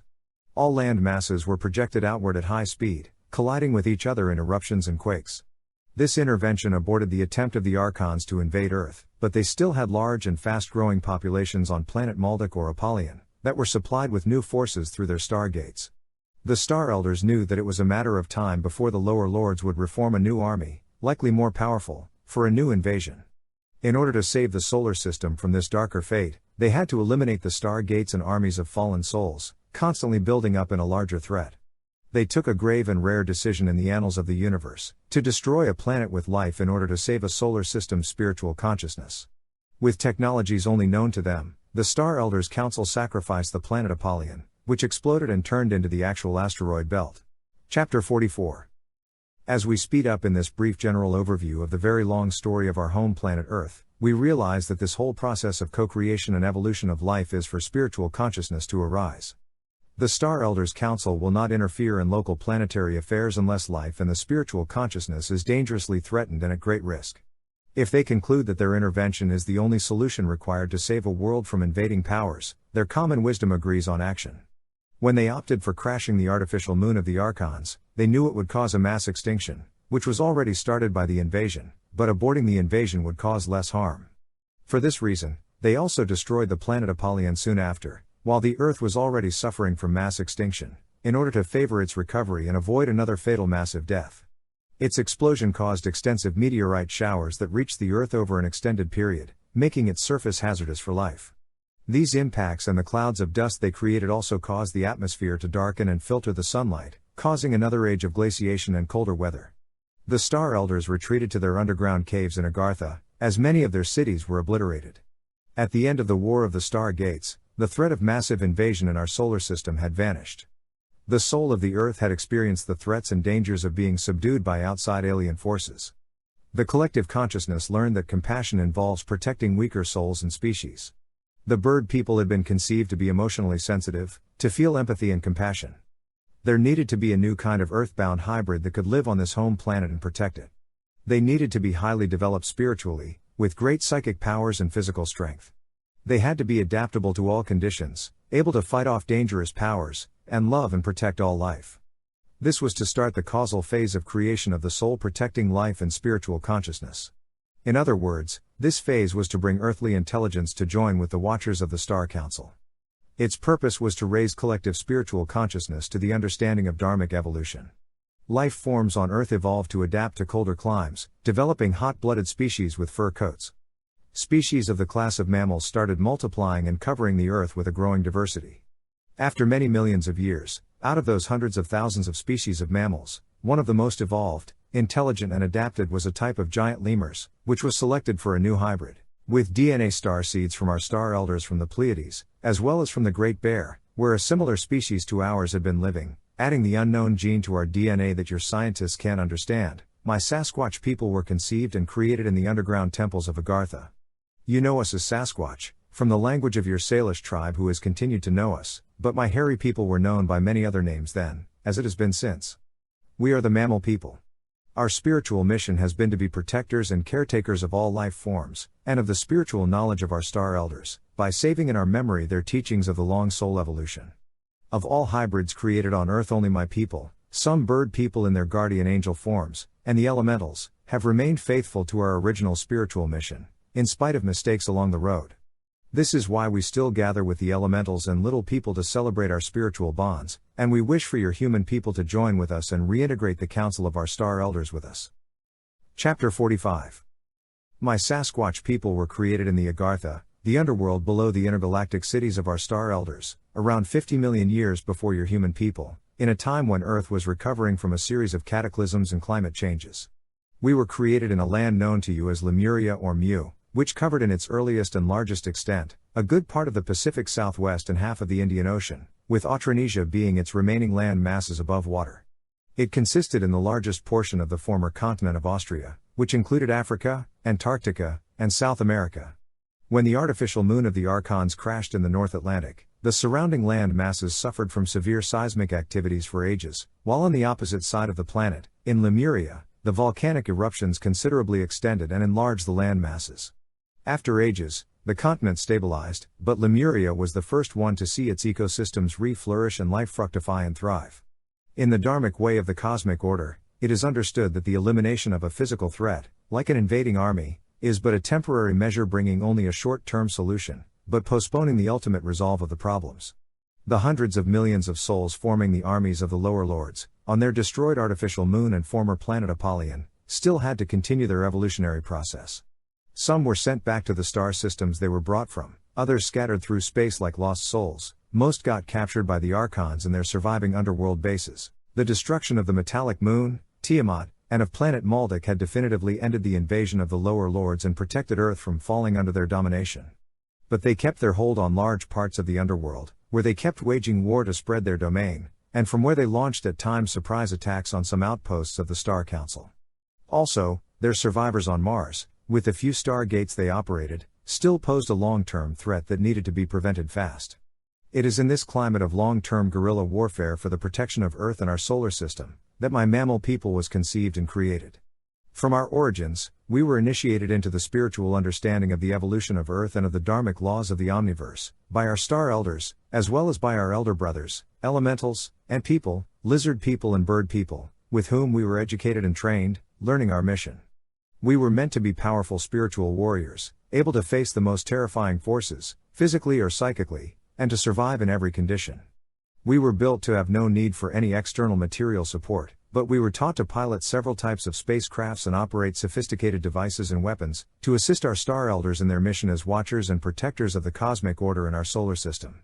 We were dispatched in large numbers to Mars, where we fought and overthrew the kingdoms of the Archons established there. Their extended use of nuclear weapons eventually caused their destruction, the death of the Red Planet. After this victory and long battles, the risk of a massive invasion from within our system was gone. This is why you can see a giant face of one of ours on that planet, a monument to our contribution. So since our early beginning and through the first ages of our existence, my Sasquatch people have been actively involved in protecting life and spiritual consciousness on Earth and in our solar system. Many have sacrificed their lives to save ours, and guarantee a better future for our collective evolution. We each have our own individual consciousness, but are not split apart from the greater soul of our species. So every Sasquatch can access our collective memory and the knowledge of our ancestors. Chapter 46. Through this ever-evolving consciousness over ages and eons in the omniverse, we learn that our beliefs are but relative explanations to satisfy our limited understanding to which we are emotionally attached. In the bigger picture of the multiverse and the greater equation of eternity, our beliefs are only altered versions of the reality, partially filtered by our limited perceptions and conceptions. Beliefs are thus only relevant in the measure they influence our behaviors, attitudes and actions, and their results. In this time of urgency on our home planet, with the crippled collective memory of the human people, it is not so important to learn or believe the whole story we just told you about our star elders and elder hybrids. What matters is the spiritual understanding we are wishing to share with your people. Realize that you are not the only species of intelligent spiritually conscious beings in the omniverse nor the most ancient and evolved societies, neither are you superior to all, nor the center of the omniverse. Belief systems suggesting that someone paid for your sins long ago, that you know the whole truth, that you have dominion over all life, so you can live carelessly without respecting other lives, that your people can do better than nature, or that you turn to nothingness at death, do not make you responsible for your actions and their consequences on the evolution of consciousness and of your environments. Some belief systems are suggesting that some people are inferior to you and deserve to suffer, or insisting that some souls will be saved and rewarded, while others will suffer eternally, or that only a belief in a doctrine, a magic formula or a code of laws will allow you to avoid judgment and death. Those misconceptions only keep you divided in fear, conflicts and hatred, disconnected from the soul. Those belief systems, devised by the lower lords, keep your minds enslaved, for serving their agenda. The soul feels the empathy and the compassion that you must awaken to heal and improve your path. Sooner or later, all souls evolve, either into higher levels of consciousness, or to be recycled into a void of unconsciousness. As long as beings are sentient and have free will, they are given the choice to heal, learn and grow into higher consciousness. Even the lower lords and the souls they control always have the possibility to improve and change their ways. These include many of your own human people on many levels, not just reptilians you tend to fear. The masters of Dharma work for the healing of all. If you are to have beliefs, choose some that will lead you towards a greater universal peace and unity with all life, that will teach you to live in harmony and respect with the natural laws of the universe, that will inspire you to love, work for healing, helping, caretaking all life, leaving good tracks for the future evolution of Earth and consciousness, after your physical shell returns to molecular stardust.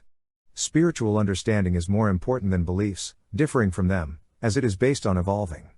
It comes from individual and collective wisdom, learned from experience, applied and proven efficient. The awareness that everything is consciousness and energy, that you are consciousness incarnated in stardust, that your planet is one among numbers beyond your understanding, that every causes and actions have effects, that your thoughts influence matter and the crystallization of water, that your soul is immortal and holds your psychic powers, all this knowledge is there for your consciousness to rise.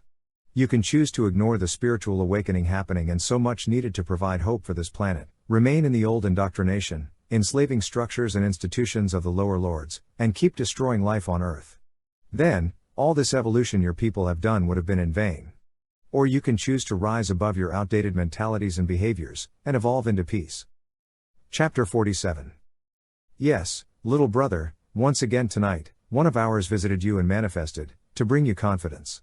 You heard the gentle hoot you are getting familiar with calling you out, and there she was, standing half hidden behind the stump. She waved at you to let you know clearly that she came only to meet you. Then you saw her slowly fading into the astral plane, turning into a vague shadow, until she vanished. You are becoming accustomed to these manifestations from us, especially since you have returned to this place where you are now, where you have been channeling and transcribing our message at our request. It is in this same place where you started your quest to meet my people just over a year ago and where we started manifesting around you and calling you.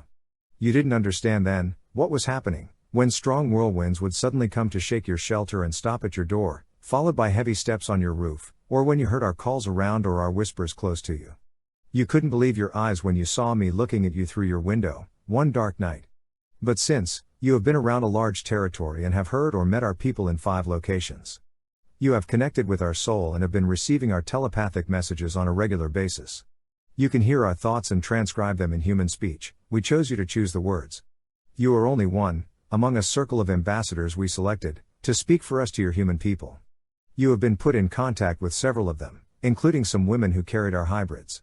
Of course, it might be hard for most humans to believe, as even for you at times, that we are indeed the ones transmitting these messages to you, to be interpreted and shared with your human people. This is why our sister visited you tonight, to confirm to you that we wish to continue our transmission. You had heard some of our sisters greet you twice before, as a sign that you are now part of our family.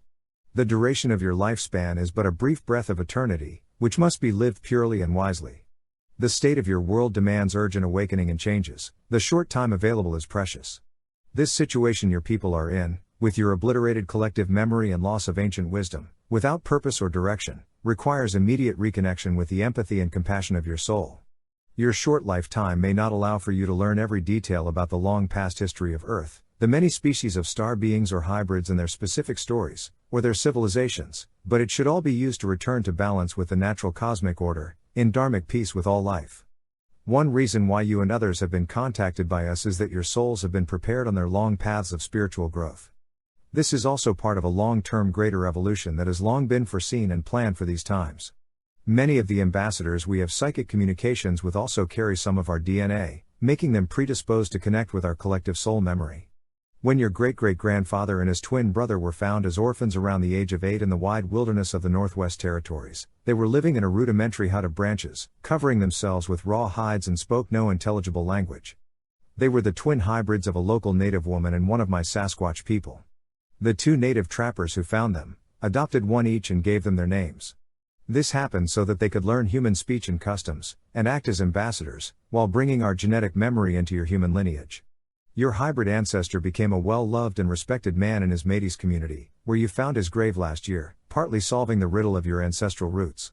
This explains why you have heard our call since a young age. But the full meaning became clearer only recently when we explained it for your understanding. Now you know why you have always felt we were real, for being part of us. So yes, you are one of us, as are many more of your human people than they would believe, since we have kept sharing our genes over the generations. This makes you connected to the greater soul of our species, with easier abilities to communicate, since you have met our people.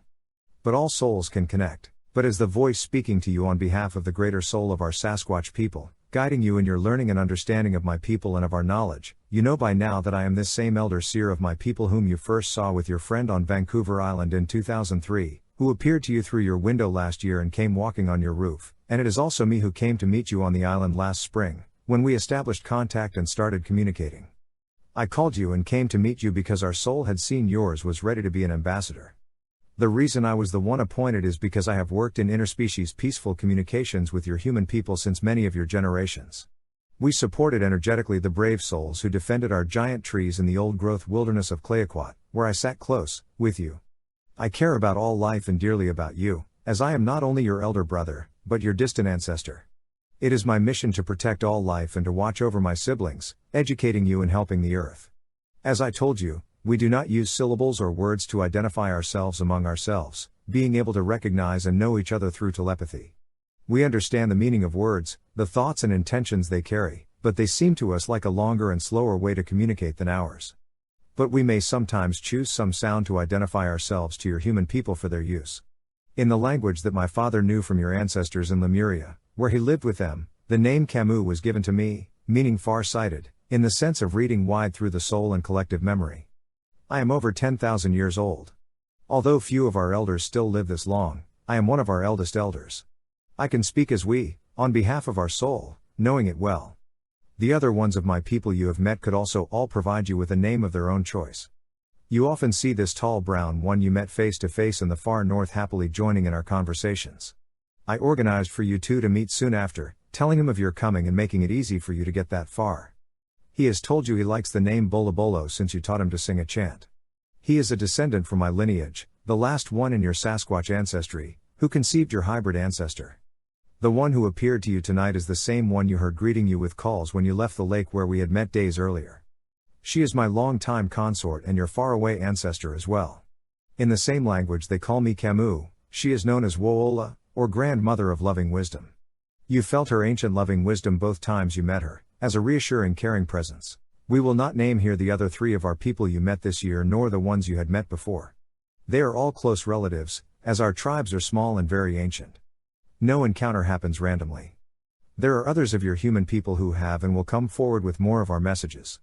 You can feel that the message we are asking you to transmit for us is coming to completion shortly. Many of your people are not ready yet to acknowledge our existence, even less to listen to our message. But the time is now, for your ancestral memories encoded in your DNA star seeds and in your soul, to reawaken and realign your consciousness with the cosmic order. Time left for words is very short. Chapter 48. There is one more story that we would like to share and will ask you to write, as it might be relevant for your people to remember it, although it started around 15 million years before your conception. At that time, after over 30 million years of existence and evolution, my Sasquatch people had helped secure the solar system, pacify Mars and reconquer large parts of the underworld from the lower lords. We had helped rebuild intergalactic outposts on Earth, assisting our elder brothers hybrids, the ant people, the lizard people and the bird people, in the diverse tasks as watchers of this home planet. With them, we sat with our star elders in the Star Council, sharing our wisdom, power and knowledge. We were in good interspecies relations with them all, without interfering in their internal affairs. It was the highest level of intergalactic peaceful civilization ever reached on Earth, with many interdimensional travelers from several star systems, coming and going through the star gates or with starships, to take part in the Star Council, as Earth was a favorite example of interspecies civilization. What we told you before, we have heard from our star elders, but this is part of our soul memory. My Sasquatch people were already known then as the forest people or wild people, preferring to roam free in the pristine environments, then to mass up in cities where we only sent emissaries to counsel.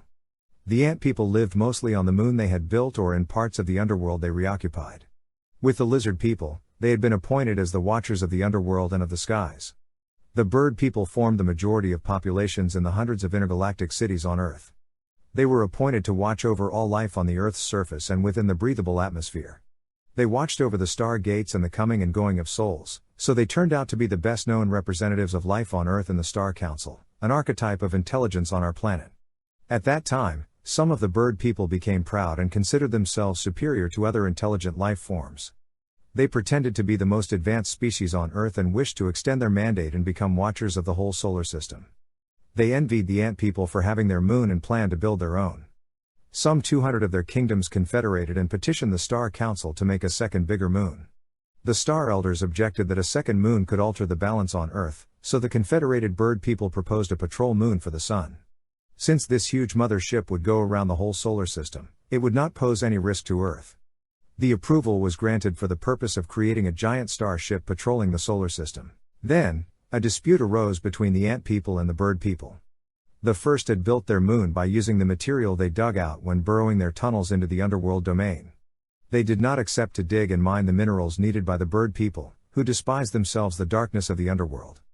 The bird people's kings tried to force my people and others to mine for their moon. The conflict escalated as the new artificial moon was being constructed in our skies, growing bigger. The bird people kings finally found support from the Archon lower lords and joined with their armies. The Archons saw in this move, inspired by pride, an opportunity to rebuild their former moon Tiamat, destroyed in its crash. So they sped up the construction by providing metals, technology and workers. Thus was made the fourth moon of Earth, which became the moon of the Sun, turning around it on a long thin ecliptic, an irregular orbit. It grew in size for millions of years. You know it mainly as Nibiru. Chapter 49. The bird people's kings who seceded from the Star Council to join with the Archon lower lords are known as the Anunnaki, Sky People Fallen, or Rakshasa. From Watchers or Hakamim, they became Fallen Ones or Nephilim. They were exiled from Earth by the Star Council and went to live on their artificial planet Nibiru, abode of the gods. Their huge spacecraft travels all around the solar system and returns to its core over millennia. It has shielding systems and magnetic screens to make it invisible. To maintain itself, it has been draining resource from all planets it comes across, from water and food to minerals and metals, used to increase its size and keep its circuits running. Being restrained on Nibiru caused the Anunnaki to revolt. They sent warring parties through space to capture slaves and dig mines. Since their operations are stealth and hidden, they could hardly be intercepted and stopped by council. The Anunnaki have kept coming to Earth over the ages, even into human times, when they were often worshipped like gods, with the imposition of cults, through fear or force. They are those gods who demanded bloodshed and human sacrifice, required gold, taught to cast spells, and led masses into wars. They later established their dynasties over your people, putting their hybrid bloodlines as your rulers. They have infiltrated your species and societies, running most of your world, as agents of the Archons. They have likewise infiltrated the other hybrids from this home planet, controlling them in large part. The situation has not much evolved since, the lower lords having adopted a strategy of long infiltration. With the consentment of the victims, it makes it much more difficult to contain than an open invasion. This is not to make you afraid, but aware of the forces you are facing in your long spiritual evolution. The only way to face them and to provide a chance for evolution to continue on Earth is by opening your soul to higher levels of consciousness, learning empathy, compassion and spiritual understanding. Knowing that this body you incarnate is just a temporary vehicle for your soul and for the collective consciousness to evolve, takes away the fear of dying and gives its full purpose and meaning to living. The long story of the spiritual evolution on our Earth and in the Omniverse teaches that struggles and conflicts are part of the learning and growing process, and the contrary energies also have a purpose. We have grown in our understanding through experience, including the wars with the lower powers. We learned from them what to avoid, how to be brave and faithful, confirming our own sacred mission.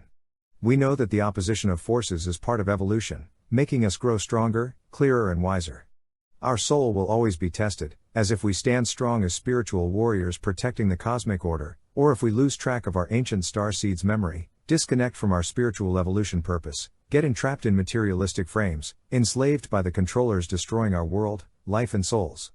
This is why we have transmitted these stories of long ago with you, for your people to remember and understand the long evolution of intelligence and spiritual consciousness on Earth, as one of the many stepping stones in our omniverse, for souls to travel through. Our star elders have watched young species like ours since eons, seeing planets being born, grown, evolve or die, throughout the galaxies. We can offer our help, but we cannot interfere by force in your human affairs. We can lend you a hand if you agree to hold it. We can teach you our knowledge, if you are willing to learn. We can show you how to heal, but you must do the work yourselves. We can guide you along your process, but it is your walk and your responsibility to evolve in the right direction. We hope you hear our call in your soul. Chapter 50. Conclusion. So in the end, what does it matter to your human people if my Sasquatch people really exist or not? Why can't your controlled religions and limited science acknowledge the reality of our very existence? Is it because our presence proves that your scientific knowledge and spiritual understanding are wrong? Could it be that the recognition of my people's existence could free you from the enslaving paradigm? Knowing that my Sasquatch people do exist forces you to reconsider all your certainties and beliefs. Our very presence proves that you are not the only, nor the first form of intelligent life with spiritual consciousness on this home planet, even less so in the whole omniverse of which you are a tiny part. Our existence also confirms that your human people, like my Sasquatch people, were bioengineered by our star elders for a spiritual mission, as part of a greater evolutionary plan for soul consciousness. It is written in your and our DNA star seeds, and the existence of Sasquatch brings clear proofs of it. The understanding of who my people are lifts up your consciousness to higher levels of knowledge, with the realization that there are interdimensional beings who can live or shift into dimensions beyond your normal perceptions. But you can also learn to reconnect with those dimensions, existing yourself on different planes, within the same omniverse as we do, if you remember your own spiritual essence. We are not giant apes nor even related to them, as your cryptozoologists pretend, nor are we primitive hominids, nor even more related to them than to you, as some of your anthropologists tend to believe. Recognizing our true origin from the star elders and our spiritual wisdom, is the acceptance of yours. We are offering you your best opportunity to re-enter into interspecies peaceful, spiritual relations, and to realign with the cosmic order, to join back in our star elders' council, like your first ancestors did. Remember that your ancestors were your own souls, in previous incarnations, and that your first ancestors were those you can call older souls, for having learned through longer periods of evolution. In the first ages of your existence, your lifespan was as long as many of your present generations. As your elder brother, we have been watching over you since your conception and birth, through all the phases of your long spiritual evolution of the last 6 million years that you have mostly forgotten. It is part of the mission of my people, a mission we have never forsaken, to help your people to reconnect with your higher soul, and with our Star Elders Council. Like them, we do not want to be worshipped, obeyed, nor prayed to, we only wish to be respected like we respect you, and loved like we love you. We wish to establish interspecies peaceful, spiritual, loving relations, and teach our younger brother. Need we to remind you that you were like us, created in Lemuria to be caretakers of all life on Earth? Unlike the elder brothers hybrids who preceded you, you were not gifted with the shells of the ant people, the scales of the lizard people, the feathers of the bird people, nor the hair of my own people. You were created without any natural protection from the elements and weathers of the earthly environments, precisely to remind you that your spiritual star seeds were implanted on this home planet. You were conceived to be vulnerable, depending on the protection of your star elders and brothers. This was to make you a sensitive species, with a greater empathy, compassion and sensibility for life. You were also created to be beautiful and attractive beings, to allow you to reproduce through love. This was meant to keep you connected with the soul's spiritual evolution process through procreation. Your spiritual mission was to maintain the level of consciousness developed before you on Earth, and to improve it by integrating love and sensitivity in the soul evolution process and caretaking of all life. Sadly, need we to say that the majority of humans have gone astray from this, your original mission?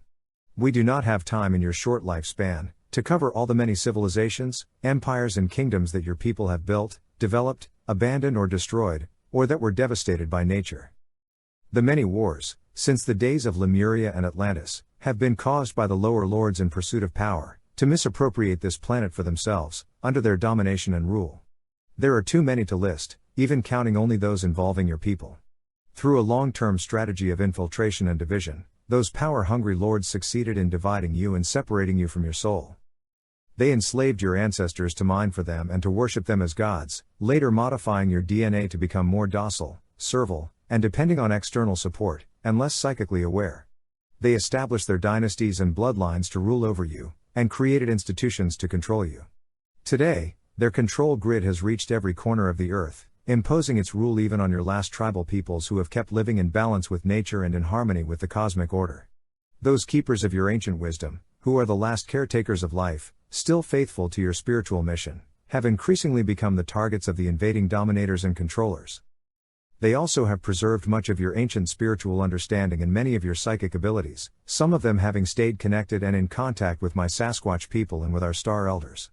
Some of them, like your Hopi relatives, have known and prophesied of our return, as your long-awaited elder brother coming to guide you back into a planetary civilization of peace, with our star elders living among us to lead us into spiritual interspecies relations, as it was in your early beginning. Now, our return depends only on the awakening of your soul and the opening of your consciousness, since we have always been among you and never disappeared from this home planet, other than in your collective memory, altered and shortened by the enslaving uncivilization that has been controlling you. We do not have to detail all those events that are already inscribed in your DNA starseed's genetics and in your soul memory. It is your responsibility to awaken your soul and recover your old wisdom. We are here to assist you in this process, if you can accept our help, but we cannot do the work for you. The healing of your collective karma and the end of the Anthropocene extinction depend only on your own decisions and actions. Our star elders will not intervene if you cause your own annihilation, as it happened on other planets before. But they certainly wish for a better outcome to this long evolutionary experiment of spiritual consciousness on Earth, and will offer all the help you are willing to receive. Now, little brother, we know that it has been demanding for you to receive our message in thoughts and transmit them into words and human speech, and for this we are happy and grateful for your help. There would be much more we could tell you, but the essential of our message has been said for now. A bridge has been built towards spiritual interspecies relations and a sacred portal has been opened. Many of your people have and will come forth with more messages from us, as we will keep reaching out to those of you whose soul is ready to communicate with ours as interdimensional ambassadors. Now you can rest, little brother, as I Kamooh will also do, grateful, happy, satisfied with this spiritual mission of bridging our worlds, accomplished with you, dear younger brother and distant offspring. I asked Sasquatch, when will we meet and speak again? He replied, our soul is one, we are always connected in spirit. We do not have to meet on the physical plane, as you have seen, we can manifest you anywhere you go and will stay by your side. You will travel to other lands, with different missions. You have fulfilled our wish now. There will be more service to do later, for the divine plan of Creator. Authors note greetings of peace to all my relations. Since some have wondered and asked about who has been channeling this Sasquatch message, I accepted to write a short bio to introduce myself to my human family. My spirit elder Kamooh told me to finish first to transmit their message and then write some words about myself for my people. As Kewaunee wrote, this book is not about me but about them. The life of a man is but a blade of grass on the prairie, weathered away by the winds of time. Lakota holy man Black Elk, Wikasa Wakan Hakasapa, said that the life of a man finds its meaning and significance in the teachings and wisdom learned along the way, which is worth sharing and passing on. Our ultimate purpose and raison d'etre is to help consciousness to rise to higher levels of spiritual understanding. So, although I've been working on an autobiography for 9 years, with over 300 pages written and about 2/3 through, entitled, in French, Contemporary Shamanic Journeys, I'll write here a short account of the most relevant events. I was born in Montreal, in a French-Canadian family with Métis ancestry. The first native legend I ever heard when I was 8, from my brother who had heard it in a summer camp, was about the Wawaloo, a derivative of Babalu, as the hairy forest people are called in Maine. We had never heard the word Sasquatch back then, but it was only a few years later, before my teenage, that the Patterson footage came on our screens, with other revelations such as von Daniken's Chariots of the Gods, awakening my interest in star people, hidden archaeology and paranormal phenomenons, and raising questions that my Christian or academic education could not answer. Before I turned 17, I left for my first tour of Turtle Island, America, which became a pilgrimage in search of spiritual understanding, through churches, temples, ashrams and connections with Mother Nature. The first fall, a medicine man I met instructed me into doing a vision quest, in which I encountered my first spirit guide. Although I didn't understand what was happening then, I felt deeply that native ancestral teachings held many answers. The following summer I went to my first rainbow gathering, opening my heart to a universal family. This 2-year pilgrimage culminated on Hopi land in the spring of '83. Just before reaching there, I spent a night in petrified forest, where I had a vision of a Sasquatch who sat nearby and showed me how it was when he walked with the dinosaurs. I first thought I was reading the etheric memory, but he interacted with me, so I then thought he was an astral ghost. I didn't understand at the time that they are interdimensional beings able to manifest on different planes. Looking back, the meaning of many past steps are just becoming clear now, at the light of the communications I had with Sasquatch recently. On my first visit to Hopi, I was welcomed with warm hospitality, received teachings, was gifted an eagle feather from a ceremonial dress, and saw my first kachina dance.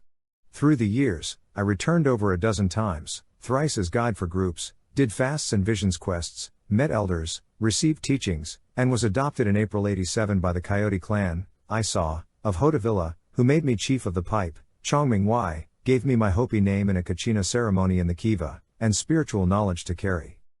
To them and for all those elders, teachers, guides and allies, I am forever grateful. Among the Hopi elders I visited in their homes, 5 deserve special mention. 1. David Manangi, who was in his last year among us, aged 117. 2. Thomas Banyasaya, whose life mission was to fulfill the prophecy and open the doors of the House of Glass, UN, to indigenous peoples, Hisatsinam, which he accomplished in 1992, 500 years after Columbus. 3. Oswald White Bear Fredericks, one of the main source for the Book of the Hopi. He was compiling and explaining petroglyphs from around the continent. He was the last human representative in the Council of Star Elders, who landed on Prophecy Rock behind his house to pick him up for flights. He had a collection of old spaceship parts in his yard. 4. Titus Kamooh, 1 moon before his journey to the ancestors, as he had just completed the Song of Purification, calling the change from this fourth to the coming fifth world, coinciding with the birth of Miracle, the first white bison of our generation, whom I went to visit the following month in Y, leaving a pipe with her. 5. Martin Gashweshoma, who returned to the spirit world this last spring 2015. He was the keeper of the Fire Clan sacred stone tablet, with the missing corner that is to be brought back by the awaited true brother, whom Martin told me he knew he would meet during his lifetime. The name I was given at birth is not as relevant as the spiritual names I was given on my healing path.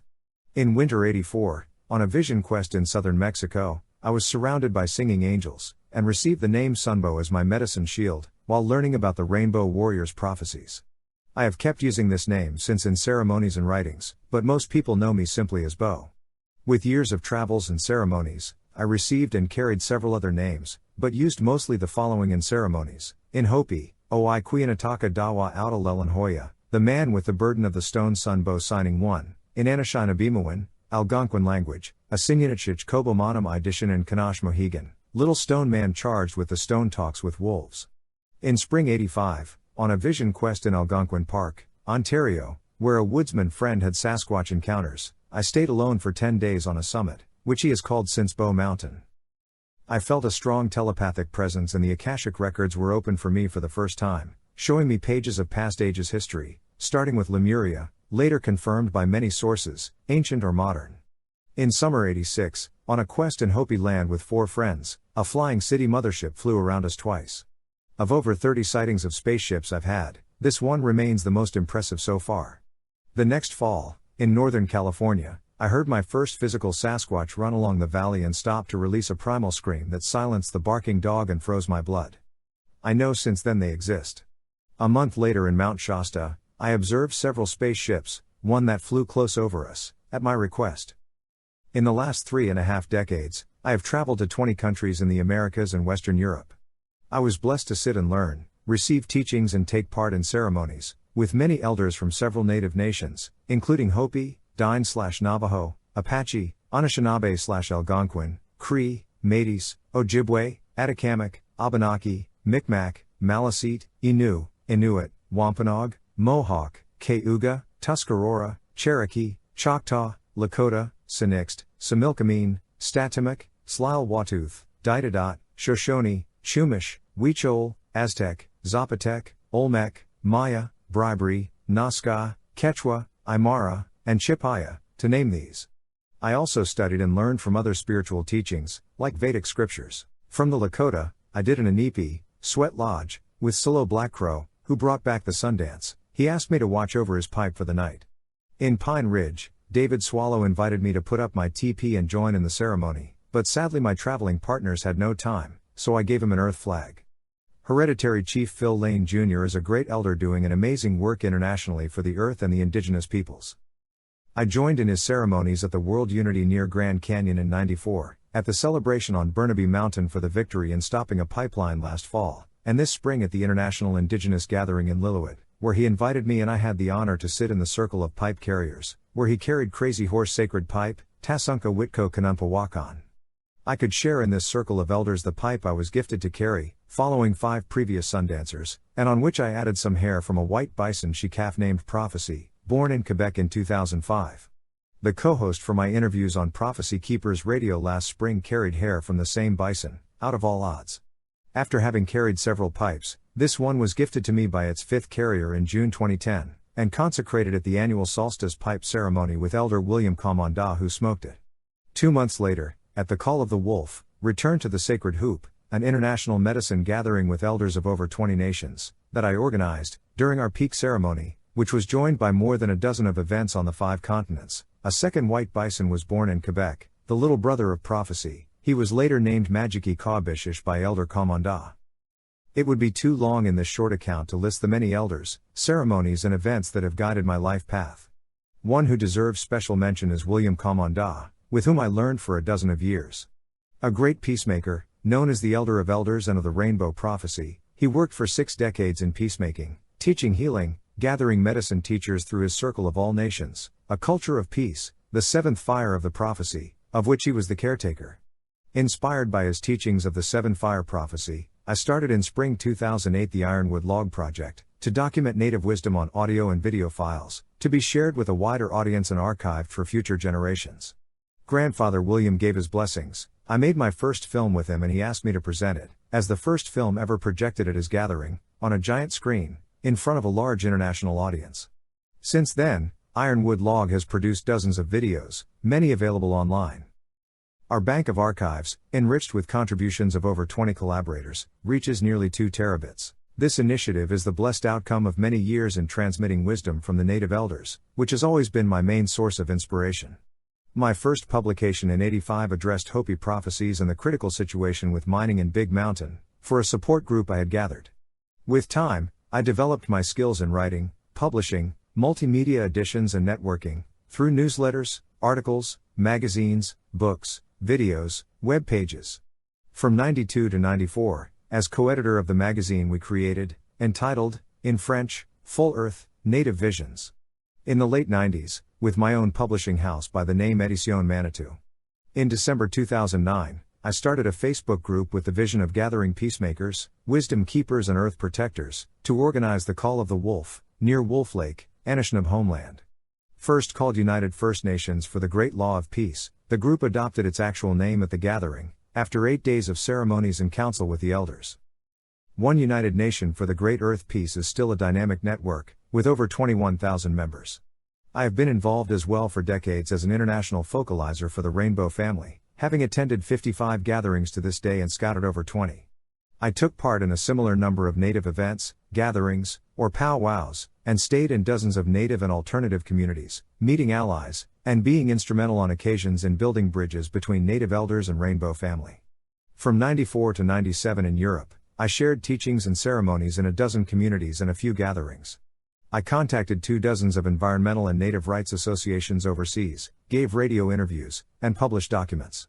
I had an appointment at the UN in Geneva as a journalist, to interview a representative of the International Decade of Indigenous Peoples that had just started. In France, I translated the Conference of Dine matriarch Roberta Blackgoat, and helped form a Big Mountain support group. Months later, 10 Europeans flew back with me from Paris to Arizona, to spend a moon on Hopi and Navajo lands, bringing offerings to the elders, who welcomed us warmly. In summer 2000, a Rainbow native brother asked me, at the request of the elders, to invite a delegation of the Rainbow family to the Midewiwin, Heart Medicine Society, Lodge. In the 7 Fires prophecy of this ancient Anishinaabe medicine society, at this time of the 7th fire, a new people comes from the 4 directions and 4 colors, seeking the wisdom left behind, their steps take them back to the elders. If the new people and the elders persevere together, the sacred ways return, bringing healing and an age of peace and balance. The 8th fire. The Anishinaabe elders told us to bring to them people from all races and continents to fulfill this prophecy, inspiring me the vision for a world rainbow with them. After sharing this vision in councils, we sent delegations to the world gatherings in Brazil and Costa Rica, where I opened vision councils with the talking stick I had been carrying, presenting this vision. We reached consensus with the support of local native elders, and the World Rainbow was held on the Anishinaabe homeland in August 2004. Grandfather Kamooh and many elders recognized the Rainbow family as part of the new people of the prophecy, when 4 rainbows appeared above us. The last book I published in 2002 was an anthropological novel describing traditions and legends of over 20 nations of the Northeast, entitled, in French, The Keeper of Sacredness, Odyssey on Turtle Island. When I offered it to Elder Kamooh, he looked through it and stopped at a drawing of Sasquatch. He pointed at him with a smile and said Misabe, as the Anishinaabe call the hairy giant.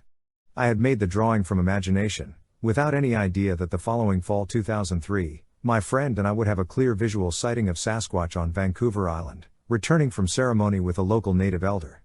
It was not until recently that I found out it was Kamooh, who became my teacher. After this second physical Sasquatch encounter, I had no doubt of their existence and became curious in discovering who they are. Research on the internet didn't provide much valid info, other than a few rare precious native legends and knowledge from cultures that have interacted with them for generations. It would be too long to list here the teachings, connections and sacred experiences I was blessed with. My Hopi Coyote uncle had instructed me to go back to my native lands and connect with the tribes and elders there, which I did. He also told me to return to the land of my native ancestors, which I finally fulfilled in summer 2014, when I visited northern Saskatchewan and found the grave of my ancestor. This opened new doors for me, by reconnecting with my roots on the start of a new journey. Arriving in BC, I read legends of local tribes about Sasquatch, known by many names. This reawakened my interest in connecting with those beings, as I felt a strong call and paranormal manifestations occurred around me, without me really understanding what was happening. 6 months ago I met Kamooh, and since, the Sasquatch spirit has been with me, manifesting in many ways, and transmitting this message. Hopefully, this brief account will answer questions and leave you well informed of this spirit channel. We are hollow bones, blessed with the breath of life, to heal our soul and help consciousness to evolve. The message matters more than the messengers. Truth and wisdom do not only belong to their carrier. Having been guided by our elders to connect with other Sasquatch communicators whose messages resonate with the ones I've been asked to transmit, confirms the source of inspiration as our elders. I am your little brother, as my elder brother calls me, aiming to be true to all my relations, to all life. Walking on the sacred red road, the spiritual path of the Rainbow Warrior, the Hopi way of peace, following the guidance of our elders, for the best interest of all my relations and the future generations. May our circles unite as one family in the sacred hoop, the cosmic order and the divine peace.